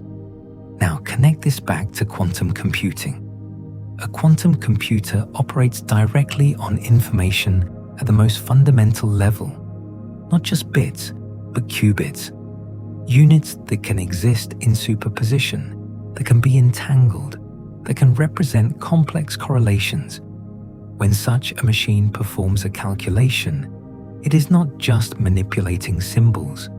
It is interacting with the informational structure of reality itself. This brings us to a subtle but profound shift in perspective. Instead of thinking of reality as made of things that carry information, we begin to think of reality as information that gives rise to things. The objects you see, the particles you measure, the fields you describe, all of them can be understood as manifestations of underlying informational patterns, kinostable configurations that persist long enough to be observed. This does not make them any less real, but it does suggest that their reality is rooted in something deeper, something more abstract, but also more fundamental. As you sit with this idea, notice how it changes the way you think about the world around you, the room you are in, the sounds you hear, the sensations you feel. All of it can be seen as patterns of information, organized in a way that produces the experience you are having. And within that experience, there is a quiet continuity, a sense of being here, of observing, of existing within the flow of events. That continuity is not separate from the informational structure. It is part of it, a pattern within the pattern. And as we continue, this idea of information, of patterns underlying reality, will bring us to one of the most subtle and intriguing questions of all. Not about what the universe is made of, but about how much of it can truly be known. There is a quiet boundary that runs through all of science, not a physical wall, not something you can point to in space, but a limit that appears whenever you try to know something with absolute precision. You have already encountered it, even if you did not name it. Every time we spoke about probabilities, about uncertainty, about superposition, we were circling around it. In quantum mechanics, this boundary is formalized. in what is known as the Heisenberg uncertainty principle. It tells us that certain pairs of properties, like position and momentum, cannot both be known with perfect accuracy at the same time. The more precisely you know one, the less precisely you can know the other. This is not a limitation of your instruments. It is not because your measurements are too crude or your tools are not advanced enough. It is a fundamental feature of reality. At the deepest level, the universe does not allow complete knowledge of all its properties simultaneously. This idea can feel unsettling at first. It challenges the intuition that with enough effort, enough data, enough technology, we could eventually know everything, that the universe is like a puzzle waiting to be solved piece by piece until nothing remains hidden. But quantum mechanics suggests something different. It suggests that uncertainty is not just a temporary obstacle. It is part of the structure itself. And this has implications that extend beyond physics. Because if there are limits to what can be known about a system, then there are also limits to what can be predicted. Not in the sense of complete randomness, but in the sense that the future is not fully determined in a way that can be accessed in advance. When you combine this with the idea of superposition, the picture becomes even more subtle. A system does not just have unknown properties. It can exist in a range of possible states, each with its own probability. The act of measurement does not reveal a pre-existing value. It participates in the process that brings a specific outcome into experience. This does not mean that reality is arbitrary. The probabilities are well defined. The statistics are consistent. But the individual outcomes are not fixed in advance in a way that can be fully known. As you sit with this, notice how it shifts your relationship to knowledge itself. Instead of thinking of knowledge as something that can be complete, final, absolute, it becomes something that is always partial, always evolving, always situated within a larger context that cannot be fully captured. This does not diminish the value of knowledge. If anything, it makes it more meaningful. Each discovery, each insight becomes a glimpse into a structure that is deeper than any single description. And in a quieter, more personal sense, it introduces a kind of softness into how you relate to uncertainty. Because uncertainty is not just something to overcome. It is something that is built into the fabric of the world. The future is not fully written. The present is not fully determined until it is experienced. There is space within the structure of reality itself, key for openness. And as we continue, this openness will take on a different form, not just as a limit to knowledge, but as a feature of how reality unfolds. A feature that might be more familiar than it first appears. There is a moment before you make a decision when multiple possibilities seem equally real. You could turn left or right, speak or remain silent, continue or stop. In that moment, the future is not yet fixed in your experience. It feels open, undefined. Then a choice is made. One path becomes real, and the others fade into what might have been. This experience is so ordinary that it rarely draws attention. It is part of daily life. But when you place it alongside the ideas we have been exploring, it begins to take on a different significance. In quantum mechanics, before a measurement, a system can exist in a superposition of states. Multiple possibilities are present at once, each with its own probability. After the measurement, a single outcome is observed. The parallel is not exact, and it should not be taken too literally. Human decision-making involves complex biological and cognitive processes that are not fully captured by simple quantum models. But the resemblance is interesting. In both cases, there is a transition from a range of possibilities to a single realized outcome. In both cases, the outcome is not fully determined in advance in a way that can be accessed from within the system. And in both cases, the process involves an interaction between the system and its context. This raises a subtle question. To what extent is the experience of choice connected to the deeper structure of reality? And this is not a question with a clear answer.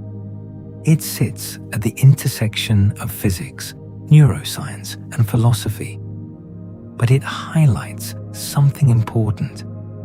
The feeling of openness, of multiple possible futures, is not entirely disconnected from the way the physical world is described at the quantum level. At the same time, it is important to remain grounded. The choices you make are shaped by many factors: your experiences, your memories, your environment, your biology. These influences create patterns, tendencies, constraints. The openness is not absolute. It exists within a structure, and yet, within that structure, there is still a sense of possibility, a sense that the future is not entirely fixed until it becomes present. As you reflect on this, notice how it connects back to the earlier idea of time, and the present moment is where possibilities become experiences, where the abstract becomes concrete.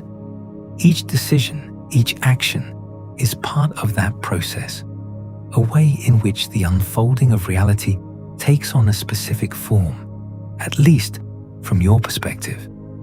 There is something quietly empowering in that. Not in the sense of complete control, but in the sense of participation.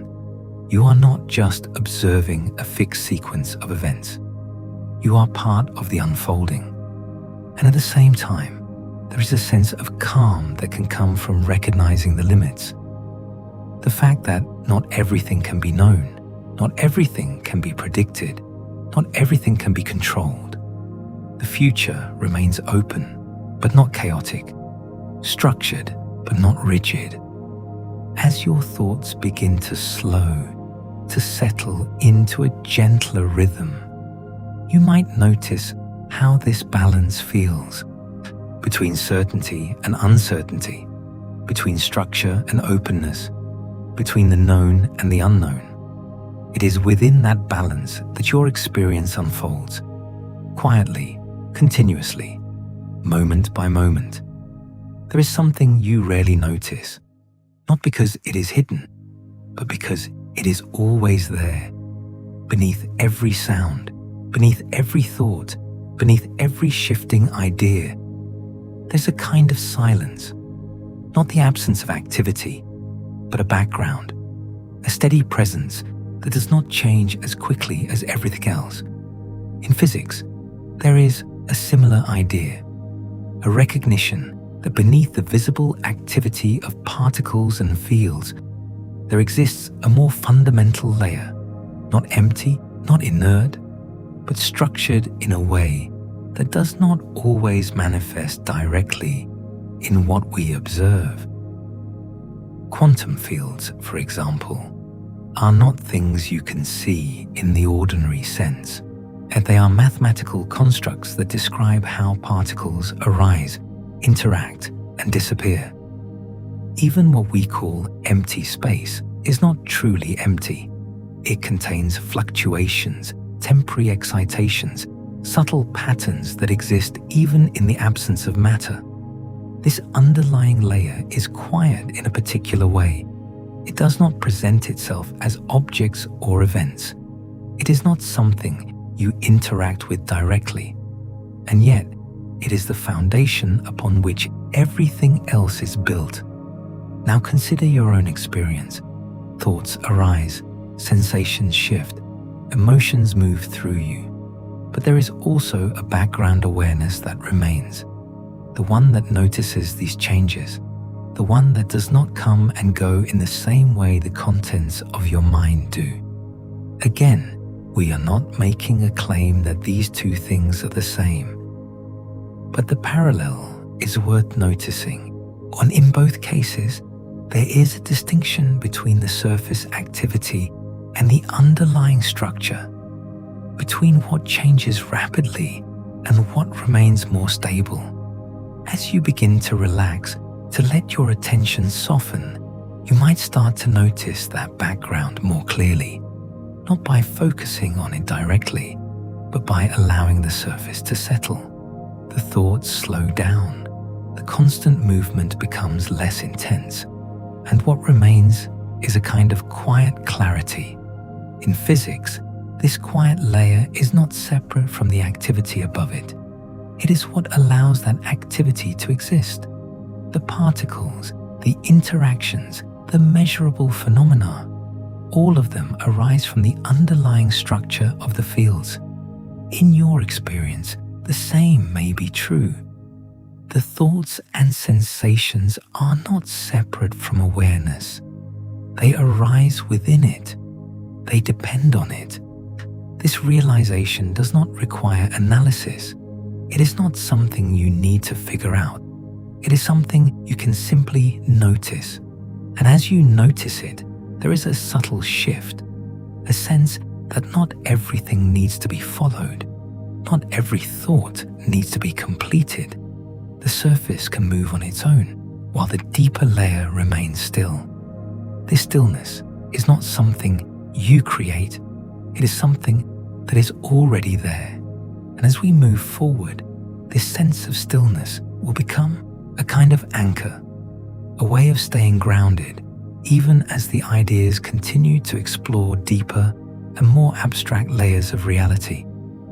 There is a point in any exploration where the clarity begins to fade, not because the subject becomes meaningless, but because it becomes too rich to be captured in simple terms.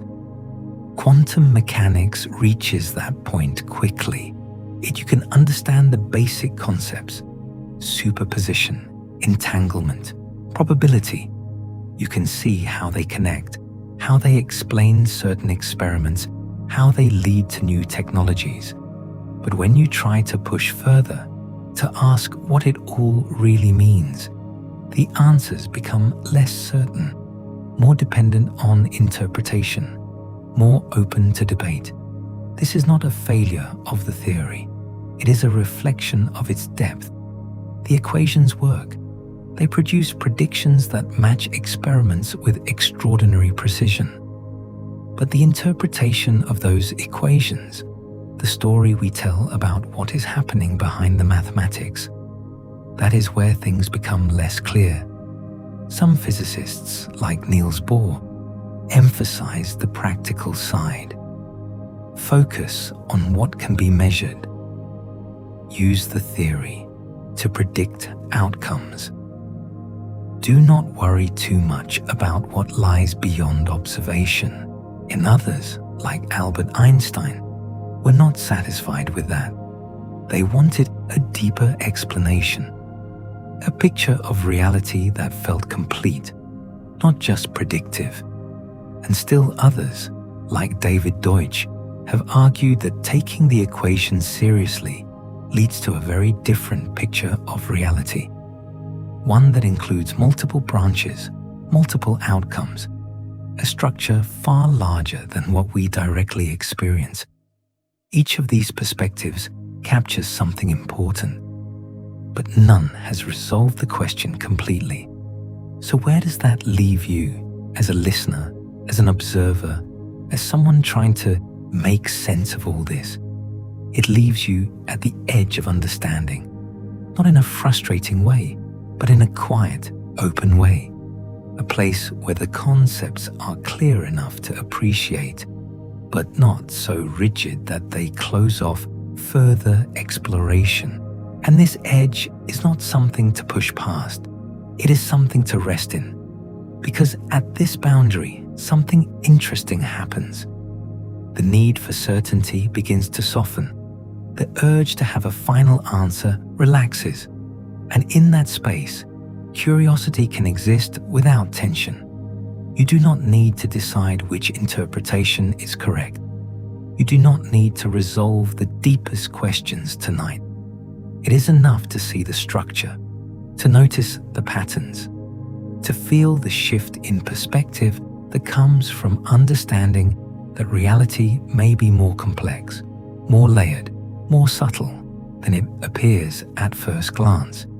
And as you allow that understanding to settle, to become part of the background rather than the focus, something else begins to happen. The mind, having explored, begins to quiet. The need to analyze every detail fades. The concepts remain, but they no longer demand attention.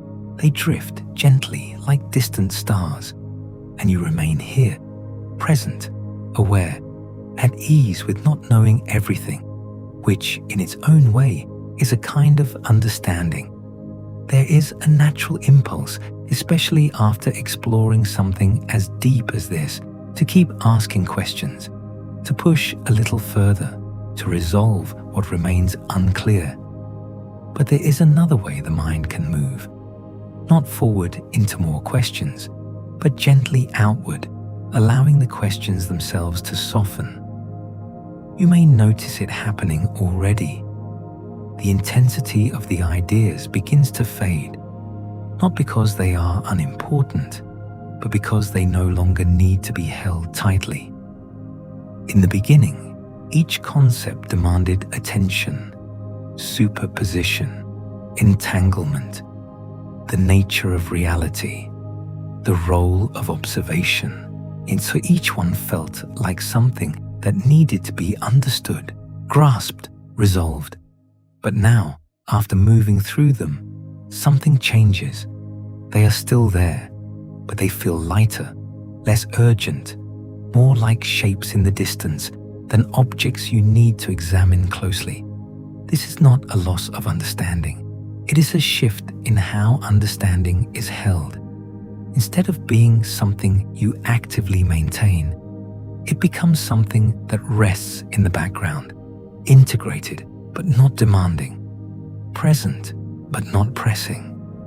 In a way, this mirrors the structure we have been exploring. Just as the classical world emerges from a deeper quantum layer, your immediate thoughts emerge from a deeper, quieter awareness.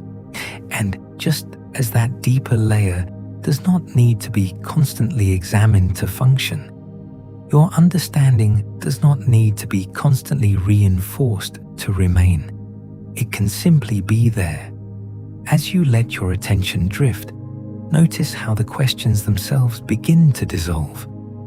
Not answered, not resolved, but gently fading. What is reality made of? The question softens. Where does a quantum computation happen? The question becomes quieter. Is the universe branching? The edges blur. Not because the questions are meaningless, but because they are no longer the center of your attention.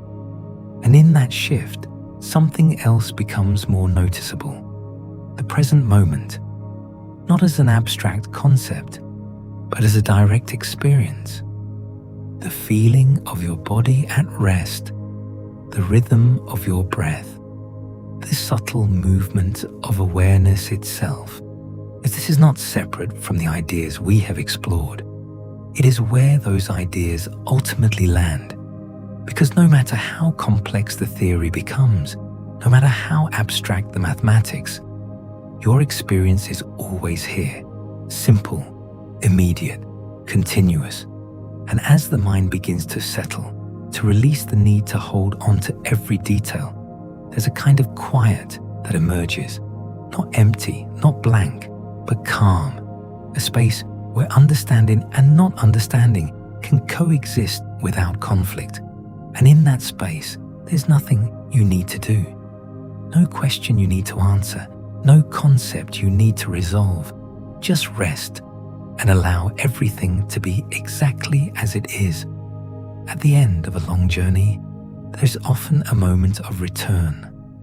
Not a return to where you started in a physical sense, but a return to something more familiar, something that was always there, even as your attention moved outward into new ideas. In this case, that return is to stillness. Throughout this exploration, your mind has been active, following concepts, connecting ideas, imagining possibilities.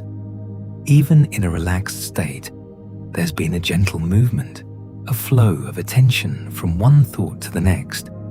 Now, that movement begins to slow, not because you are forcing it to stop, but because it naturally loses momentum. The questions have softened, the concepts have settled. There is less for the mind to hold on to, and in that slowing, stillness becomes more apparent. This stillness is not something separate from thought. It is what remains when thought is no longer the center of your experience. You may notice it as a kind of spaciousness, a sense that there is more room, more openness, and less pressure to engage with every passing idea. The thoughts can still come and go, but they do so more gently, like ripples rather than waves. And beneath those ripples, there is a steady presence. This presence does not need to be defined. It does not need to be analyzed.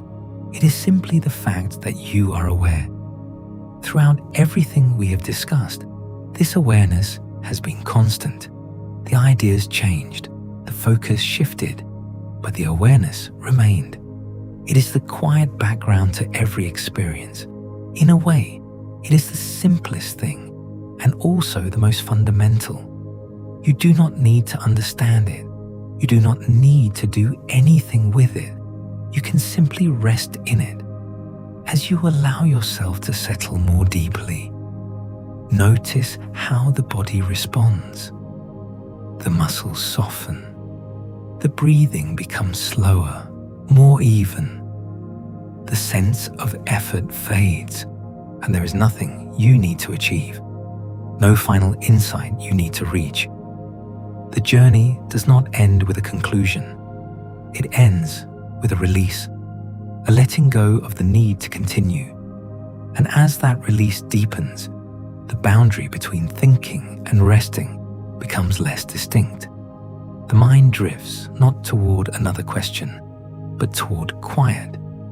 This is where the exploration naturally comes to rest, not in an answer, but in a state of ease, a state of openness, a state where everything that has been explored can simply be without needing to be held. And in that stillness, there is nothing left to do, only to rest. There's a point where thinking no longer moves forward in the same way, not because the mind is tired, but because it has reached a kind of horizon.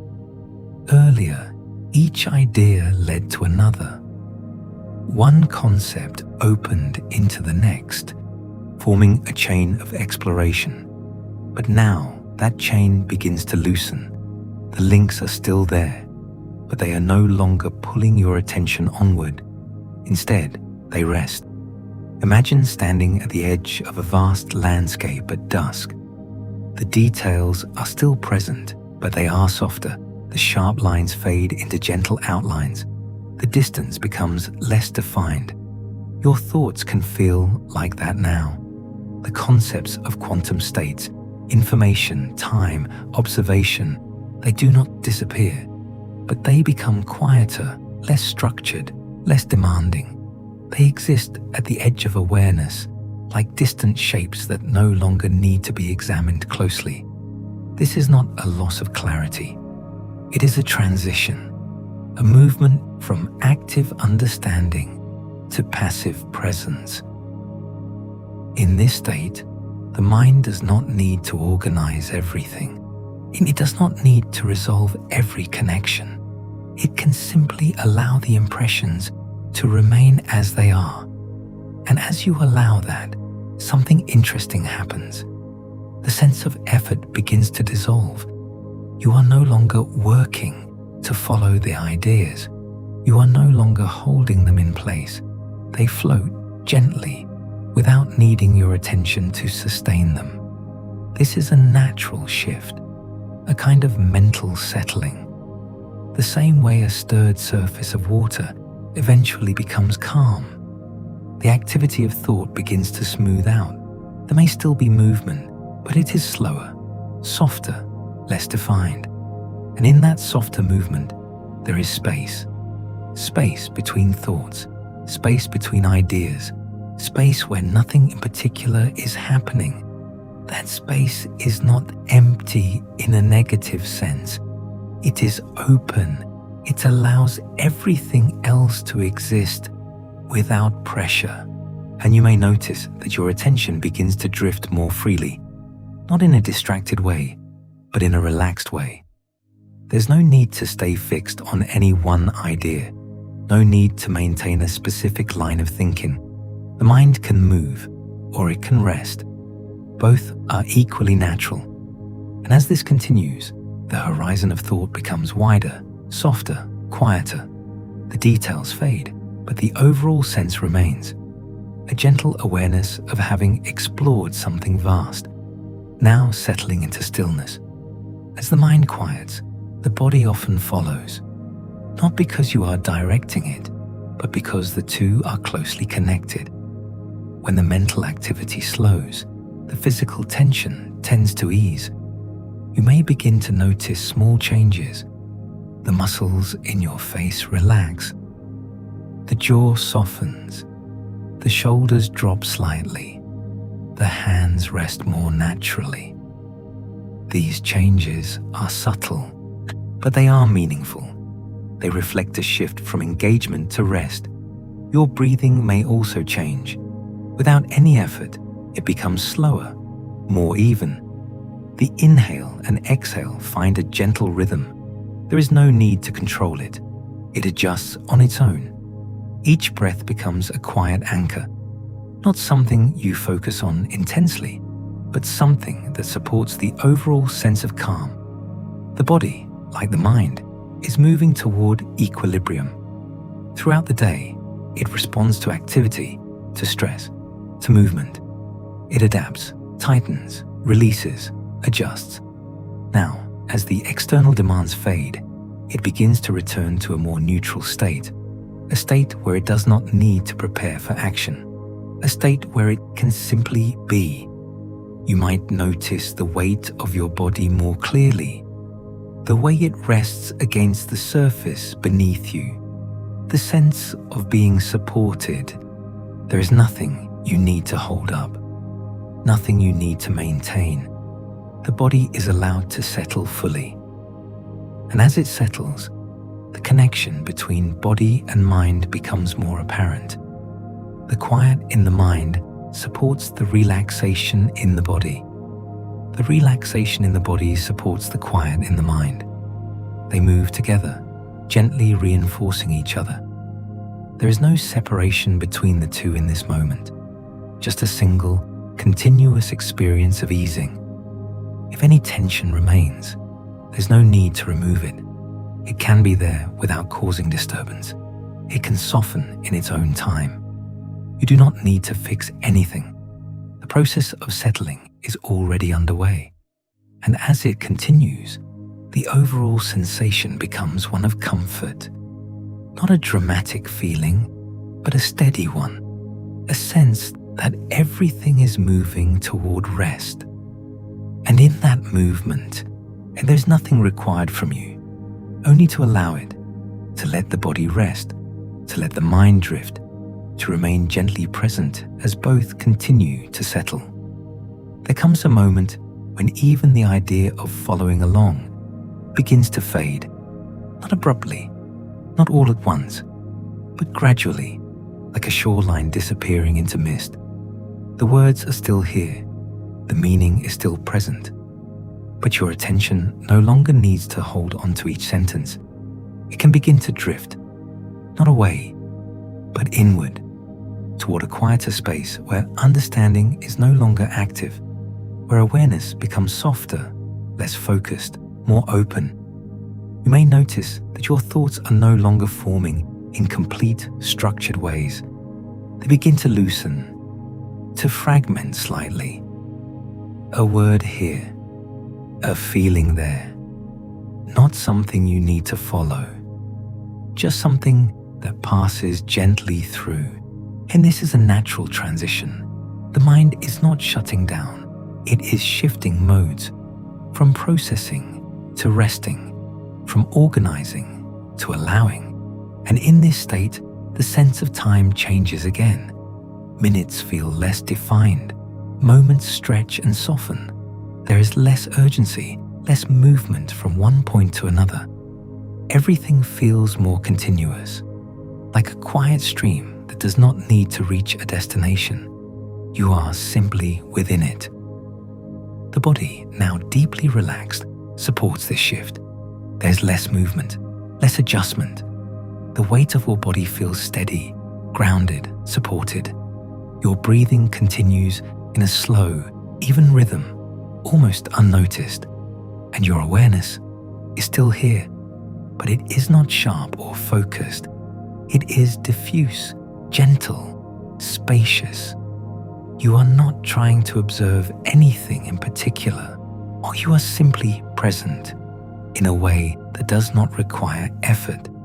This is the beginning of true mental quiet, not the absence of all thought, but the absence of the need to follow thought. Ideas may still appear, images may still form, but they do not pull you in the same way. They pass, and you remain, resting in the space between them. Now the boundary becomes even softer, between thinking and not thinking, between awareness and rest, between being fully awake and beginning to sleep. You do not need to cross that boundary deliberately.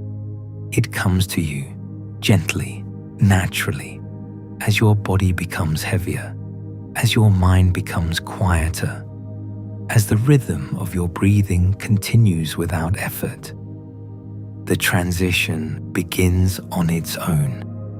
You may notice small changes, thoughts that no longer connect clearly, images that appear without context, a sense that your attention is no longer anchored in one place. This is not confusion, it is release, the mind letting go of its usual structure, allowing itself to move freely without needing to make sense of everything. And in that freedom, there is rest, deep rest, the kind that does not come from effort, but from letting go of effort entirely.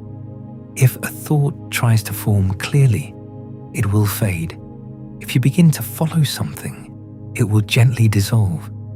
There's nothing to hold on to now, nothing to track, nothing to complete. Only the slow, steady movement toward stillness, toward quiet, toward sleep. You may feel a sense of distance from the earlier ideas.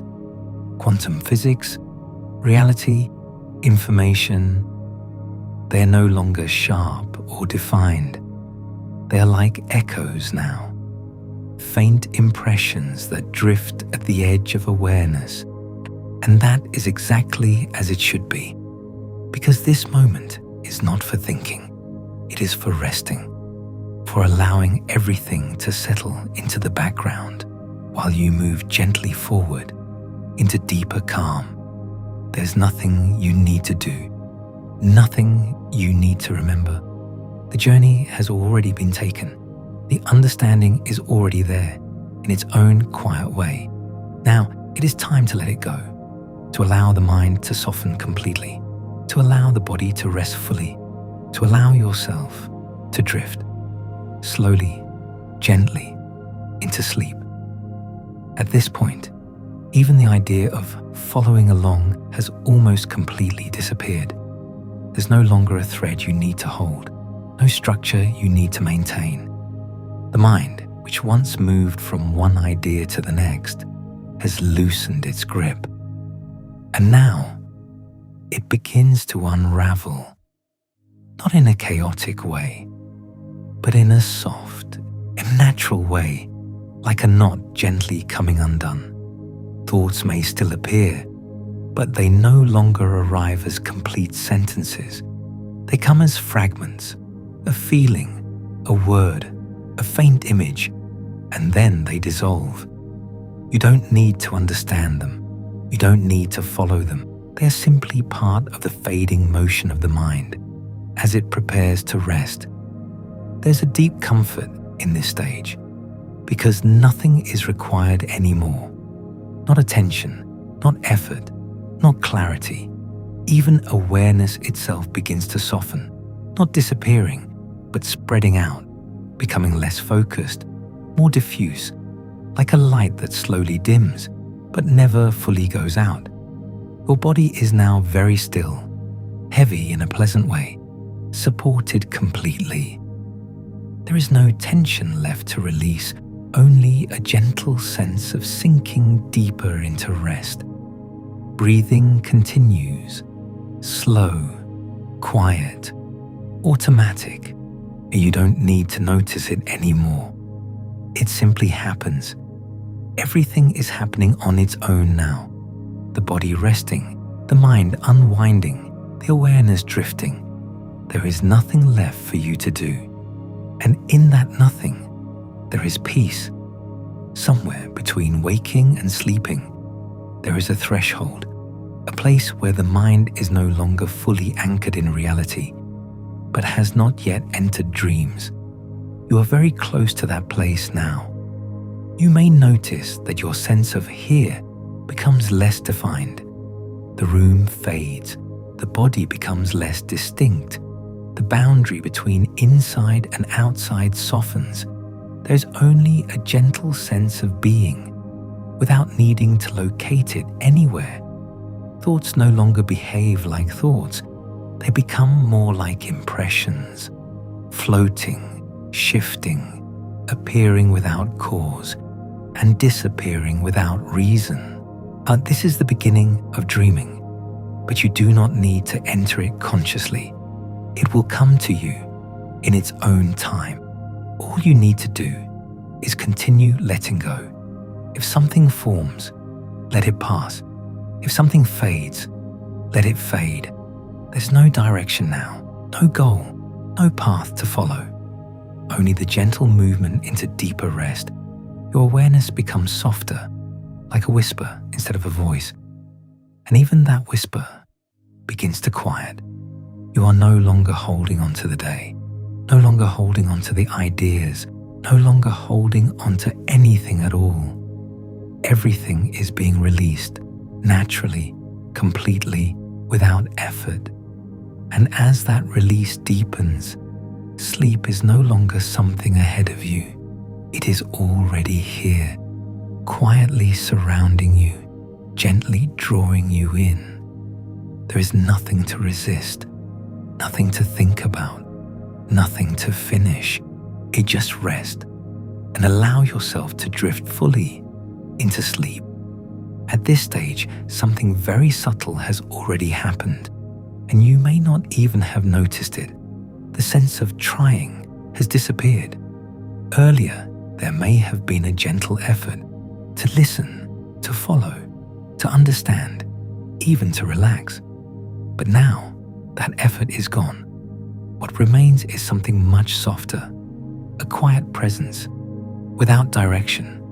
Your mind is no longer forming clear lines of thought. It no longer needs to connect ideas or hold onto meaning. Even the memory of what you were just hearing begins to blur, not in a frustrating way, but in a peaceful, dissolving way. Words no longer arrive as structured language. They are more like distant echoes, faint impressions that drift through awareness and fade before they fully form. And this is exactly what the mind does when it begins to cross into deeper rest. It lets go of structure. It releases continuity. It allows itself to become fluid. Your body now feels completely supported, almost as if gravity itself has softened. There's a pleasant heaviness, but it is not restrictive. It is comforting, like being gently held in place, without needing to hold yourself together anymore. The small adjustments your body made earlier, the subtle movements, the micro tensions, they have all faded. There is nothing left to correct, nothing left to release, only stillness. Your breathing continues, but it is no longer something you track. It has become part of the background, like the quiet rhythm of something that does not need attention. And your awareness is no longer centered. It is not located behind your eyes, or in your thoughts, or in any specific place. It has become more like a field, wide, soft, unfocused. There's no need to be aware of anything in particular. You are simply here. And even that sense of here is fading. There is no urgency, no direction, no expectation. Just a slow, gentle deepening into quiet. If a thought tries to rise, it does not complete itself. It dissolves before it becomes clear. If a memory flickers, it fades before it forms. Everything is becoming lighter, softer, less defined. This is not something you are doing. It is something that is happening naturally. The mind knows how to rest. The body knows how to sleep. And now, both are moving together into a deeper state of stillness. There's nothing left to follow, nothing left to understand. Only this quiet, growing deeper and deeper. Now the transition is nearly complete. You are no longer at the edge of sleep. You are within it, just lightly, softly, gently drifting between awareness and dreaming. The sense of you begins to loosen even further, not disappearing, but becoming less solid, less defined, less separate. The boundaries that once felt clear between your body and the space around you, between your thoughts and your awareness, they are no longer sharp. They blur, they soften, they dissolve into something quieter. This is not something to notice actively. It is something you simply fall into, like sinking into warm water, where the edges disappear and everything becomes smooth. Your mind is no longer asking questions. It is no longer forming answers. It is no longer even following the idea of following. It has let go completely. And in that letting go, there's nothing left to carry. No weight, no tension, no structure, only a gentle drifting. Dreamlike images may begin to appear, faint at first, unconnected, floating. They do not need to make sense. They are not meant to. They are simply the first movements of the dreaming mind. And you do not need to engage with them. They will take you where they need to go. Your body is fully at rest now, completely still, breathing slow, quiet, effortless. Your awareness, barely focused, barely defined, just enough to exist.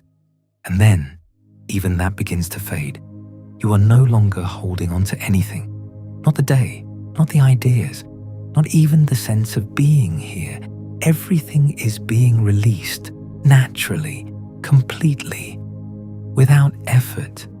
And now, there is only one direction left, deeper, quieter, softer, into sleep.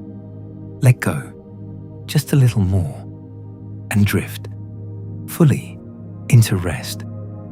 There's only the faintest thread remaining now, not a thought, not even a clear sense of attention, just a very soft trace of awareness, like the final glow of light after the sun has already disappeared beyond the horizon. You are no longer following anything, no longer listening in the way you were before. The words do not need to be understood anymore. They are simply there, passing through a space that is already drifting somewhere deeper. Your mind has released its structure almost completely. There are no full ideas forming, no clear images holding, only fragments, soft, unconnected, appearing and dissolving before they can take shape. This is the final stage before full sleep, the place where awareness loosens its last hold, not by force, but by fading, as your body is completely still. There's no sensation that asks for attention, no discomfort to adjust, no tension to release. It feels as if the body has become part of the surface beneath it, blended, supported, effortless. Even your breathing, so gentle now, so quiet. It almost disappears into the background of everything. There's no need to notice it, no need to follow it. It simply continues, without you. And that is the key shift. Things are continuing, without needing you to be involved. The body rests, the breath moves, the mind dissolves, all on their own. There is nothing left for you to do, nothing left to hold, nothing left to think about. Even the idea of resting is beginning to fade, because you are already there, already beyond effort, already within stillness, in a now. Even this final trace of awareness begins to soften, becomes lighter, more distant, like something gently drifting away. You don't need to follow it. You don't need to stay with it. You can let it go, just a little more. Now there is nothing left to release. And yet something continues to soften. The final layer, the last subtle holding of awareness, begins to dissolve. Not suddenly, not all at once, but in a way so gentle, you almost cannot notice when it happens. There's no longer a clear sense of inside or outside, no clear sense of where you are, or even what being here means. Those ideas belong to waking, and waking is already behind you. Thoughts are gone now, not suppressed, not pushed away, simply absent. There is nothing forming, nothing returning, nothing asking for attention, only quiet. A deep, complete, unbroken quiet, the kind that does not feel like silence because there is no contrast left, no sound to compare it to, no thought to interrupt it, just stillness in its purest form. Your body has disappeared from awareness, not because it is gone, but because there is no longer a need to perceive it. It rests fully without you needing to feel it. Breathing continues somewhere, but it is no longer part of your experience. It is simply happening in the background of a system that no longer requires observation, and your awareness has finally let go of itself. There's no center, no observer, no point of focus, only rest, deep, complete, effortless rest.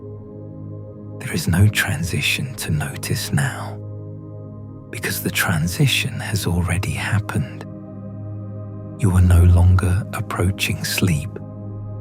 You are within it, fully, quietly, naturally. There is nothing left to guide, nothing left to say, nothing left to follow, only the continuation of this deep, peaceful, uninterrupted rest. And from here, there is nowhere else to go, only deeper stillness and the gentle unfolding of sleep on its own. There is no longer a sense of entering sleep because you are already far beyond that point. What remains now is not a transition, but a depth, a still, silent depth where nothing needs to move and nothing needs to change.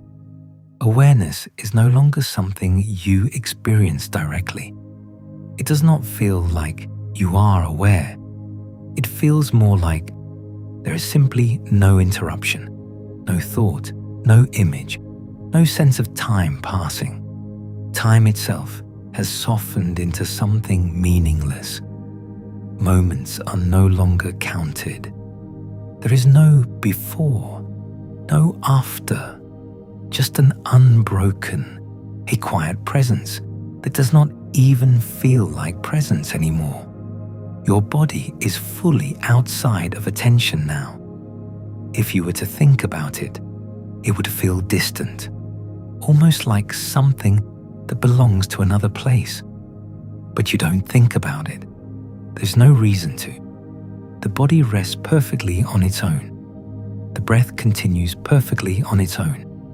Everything is happening exactly as it should, without any awareness needing to guide it. This is the natural intelligence of rest. The system knows how to recover. It knows how to restore.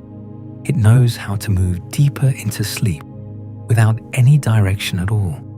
There's no effort here, not even the idea of effort, only a deep, stable stillness that does not shift, that does not ask for anything, that does not change. If something appears, it disappears before it becomes real. If something begins to form, it fades before it becomes known. There's nothing to follow, nothing to notice, nothing to remember, only this vast, quiet depth. And within that depth, you continue to sink without even realizing it, deeper and deeper into sleep. Now even the idea of depth begins to disappear because there's no longer a sense of direction, no sense of going deeper or being anywhere at all. There's only complete rest, unbroken, undisturbed, whole. Sleep is no longer something happening to you. It is what you are in now, fully immersed, without awareness needing to recognize it. There are no edges here, no boundaries, no distinctions between one moment and the next. Everything blends together into a continuous, seamless calm.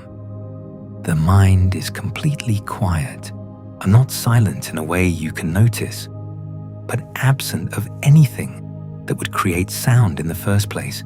No thoughts, no fragments, no impressions, nothing arises, nothing needs to. The body is in its deepest state of restoration. Every system slowing, repairing, resetting, in perfect harmony. You are not aware of this process, and you do not need to be. It happens exactly as it should, without any observation. Breathing remains slow and steady, but even that is no longer something that exists in your experience. It is simply part of the quiet rhythm of life continuing, far beneath awareness. There's no sense of self here, no identity, no story, nothing to define, only rest, pure, simple, complete. And this rest does not end. It continues, uninterrupted, for as long as it is needed. There is no return yet, no waking, and no movement back toward thought, only the continuation of this deep, gentle, endless calm. And within this calm, everything is exactly as it should be. Nothing missing, nothing required, nothing left undone. Just sleep, quietly unfolding on its own. There's nothing left to guide now, no voice to follow, no awareness to hold on to, only a depth so complete, it no longer feels like anything at all. This is not silence in the way you once understood it.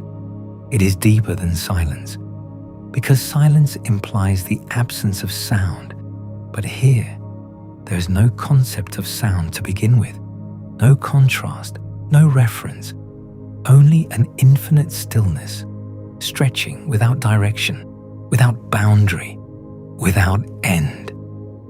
There is no sense of time passing here, no seconds, no minutes, no memory of what came before, and no anticipation of what might come after. Time has dissolved completely, and without time, there's no movement. Without movement, there is no change, only a steady, unbroken state of rest that continues without interruption. The body remains somewhere, but it is no longer part of experience. It rests quietly, breathing softly, sustained by rhythms that no longer need attention. Everything is functioning perfectly, without awareness needing to return. There is no identity here, no name, no role, no story. All of those belong to waking, and waking has faded far away. What remains is something much simpler, not even a you, just rest itself, pure, undivided, complete. If something begins to form, it does not complete itself. If a trace of awareness flickers, it fades before it becomes known.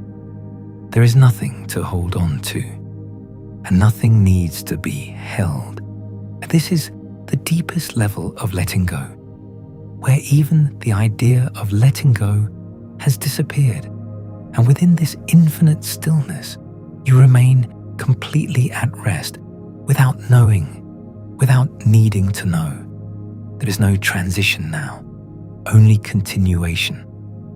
Sleep does not arrive, because it has already taken you fully, and now it simply continues, gently, steadily, without interruption.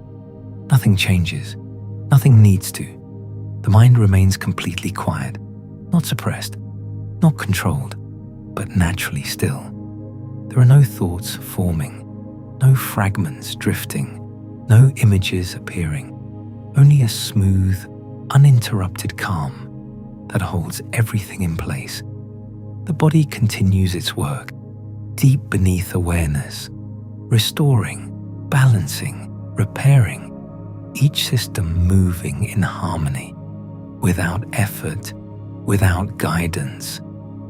Breathing continues, soft, steady, almost invisible. It flows in and out, like a tide that never needs to be observed.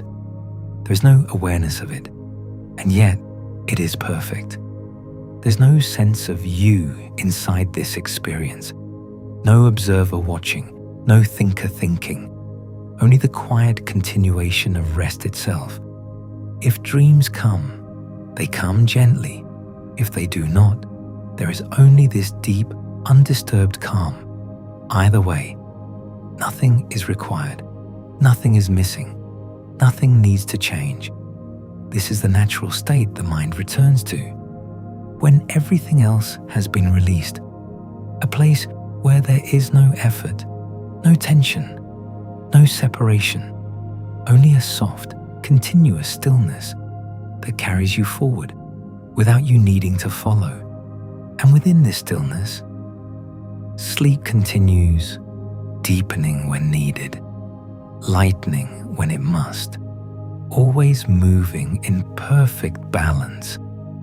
There is no need to return yet, no need to wake, the only rest, stretching quietly through this endless calm. And here, everything remains exactly as it should be.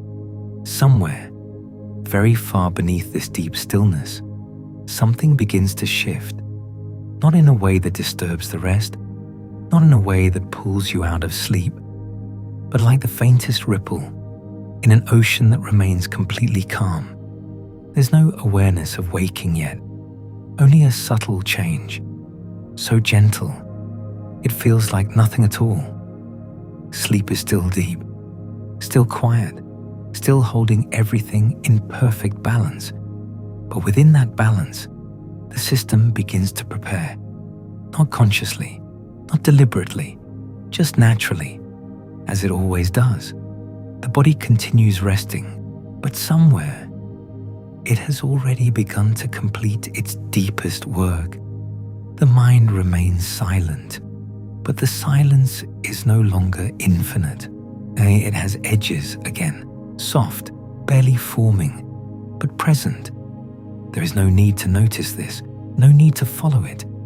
It is simply part of the rhythm of rest, the gentle movement that comes after complete stillness. If a dream appears, it may feel slightly more vivid now, still soft, still distant, but with a little more shape. If no dream appears, there is only the same calm, slightly lighter, slightly closer to the surface, and still, nothing is required. No thought, no awareness, no effort, only the continuation of rest as it slowly begins to change on its own. There's no rush, no sudden movement, just a quiet unfolding, like the first hint of light, long before the morning arrives. You remain fully at rest, fully supported, fully safe within this calm, and whatever comes next will come gently, naturally, at the right time.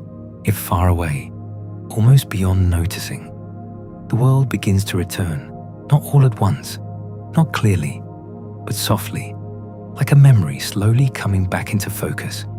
There is still deep rest, still calm, still quiet, but now there is also the beginning of awareness, faint, distant, like something just out of reach. You do not need to move toward it. You do not need to wake yet. This is only the edge, the place where sleep and waking begin to touch again. Your body remains relaxed, heavy in a comforting way, but now there is the possibility of movement, not something you need to act on, just something that exists again. Breathing becomes slightly more noticeable, still slow, still calm, but a little closer to awareness. The mind remains quiet, but no longer completely empty. There is space now for thoughts to return when they are ready. Nothing is rushed, nothing is forced. Everything happens in its own time. If you are still sleeping, you can remain here, drifting gently, moving between dream and rest, for as long as your body needs. If you are beginning to wake, you can do so slowly, without tension, without urgency. There's no need to open your eyes yet, no need to fully return. Just allow awareness to grow, very gently, very naturally, like light slowly filling a room, without ever being too bright. The calm remains with you. The stillness stays, even as the world begins to come back. You do not lose it. You carry it forward into whatever comes next. And when you are ready, you can return fully or drift back again into sleep. Both are perfectly natural. Both are perfectly right. If for now, just rest in this gentle space between night and morning, between stillness and awareness, and know that everything is exactly as it should be. As you rest here, gently between sleep and waking, there's nothing more you need to hold on to, no ideas to follow, no questions to answer, no effort left to make. The universe we explored tonight, vast, mysterious, and quietly unsettling, can now drift far into the background, like distant stars fading with the coming light. You don't need to solve it. You don't need to understand it. It is enough that you are here, that you allowed your mind to wander, to soften, and to let go. And if somewhere deep inside, a question still lingers about reality, about consciousness, about the hidden layers beneath everything you see, you can let that question rest too, because rest is more important than answers right now. Sleep is more important than understanding. If this journey helped you slow down, even just a little, consider leaving a like so this space can reach others who need the same quiet tonight. And if you found comfort here, you are always welcome back. There will always be another journey waiting, Another gentle path through the unknown. Another night where the universe feels a little softer, a little calmer, a little more distant. For now, let everything fade. Let your thoughts drift away completely. Let your body sink deeper into the surface beneath you. Let your breathing guide you without needing attention, and allow yourself to fall fully into sleep. Rest well, sleep deeply, and remember, the universe may be vast and strange beyond imagination, but in this moment, you are safe, you are still, and you are at peace.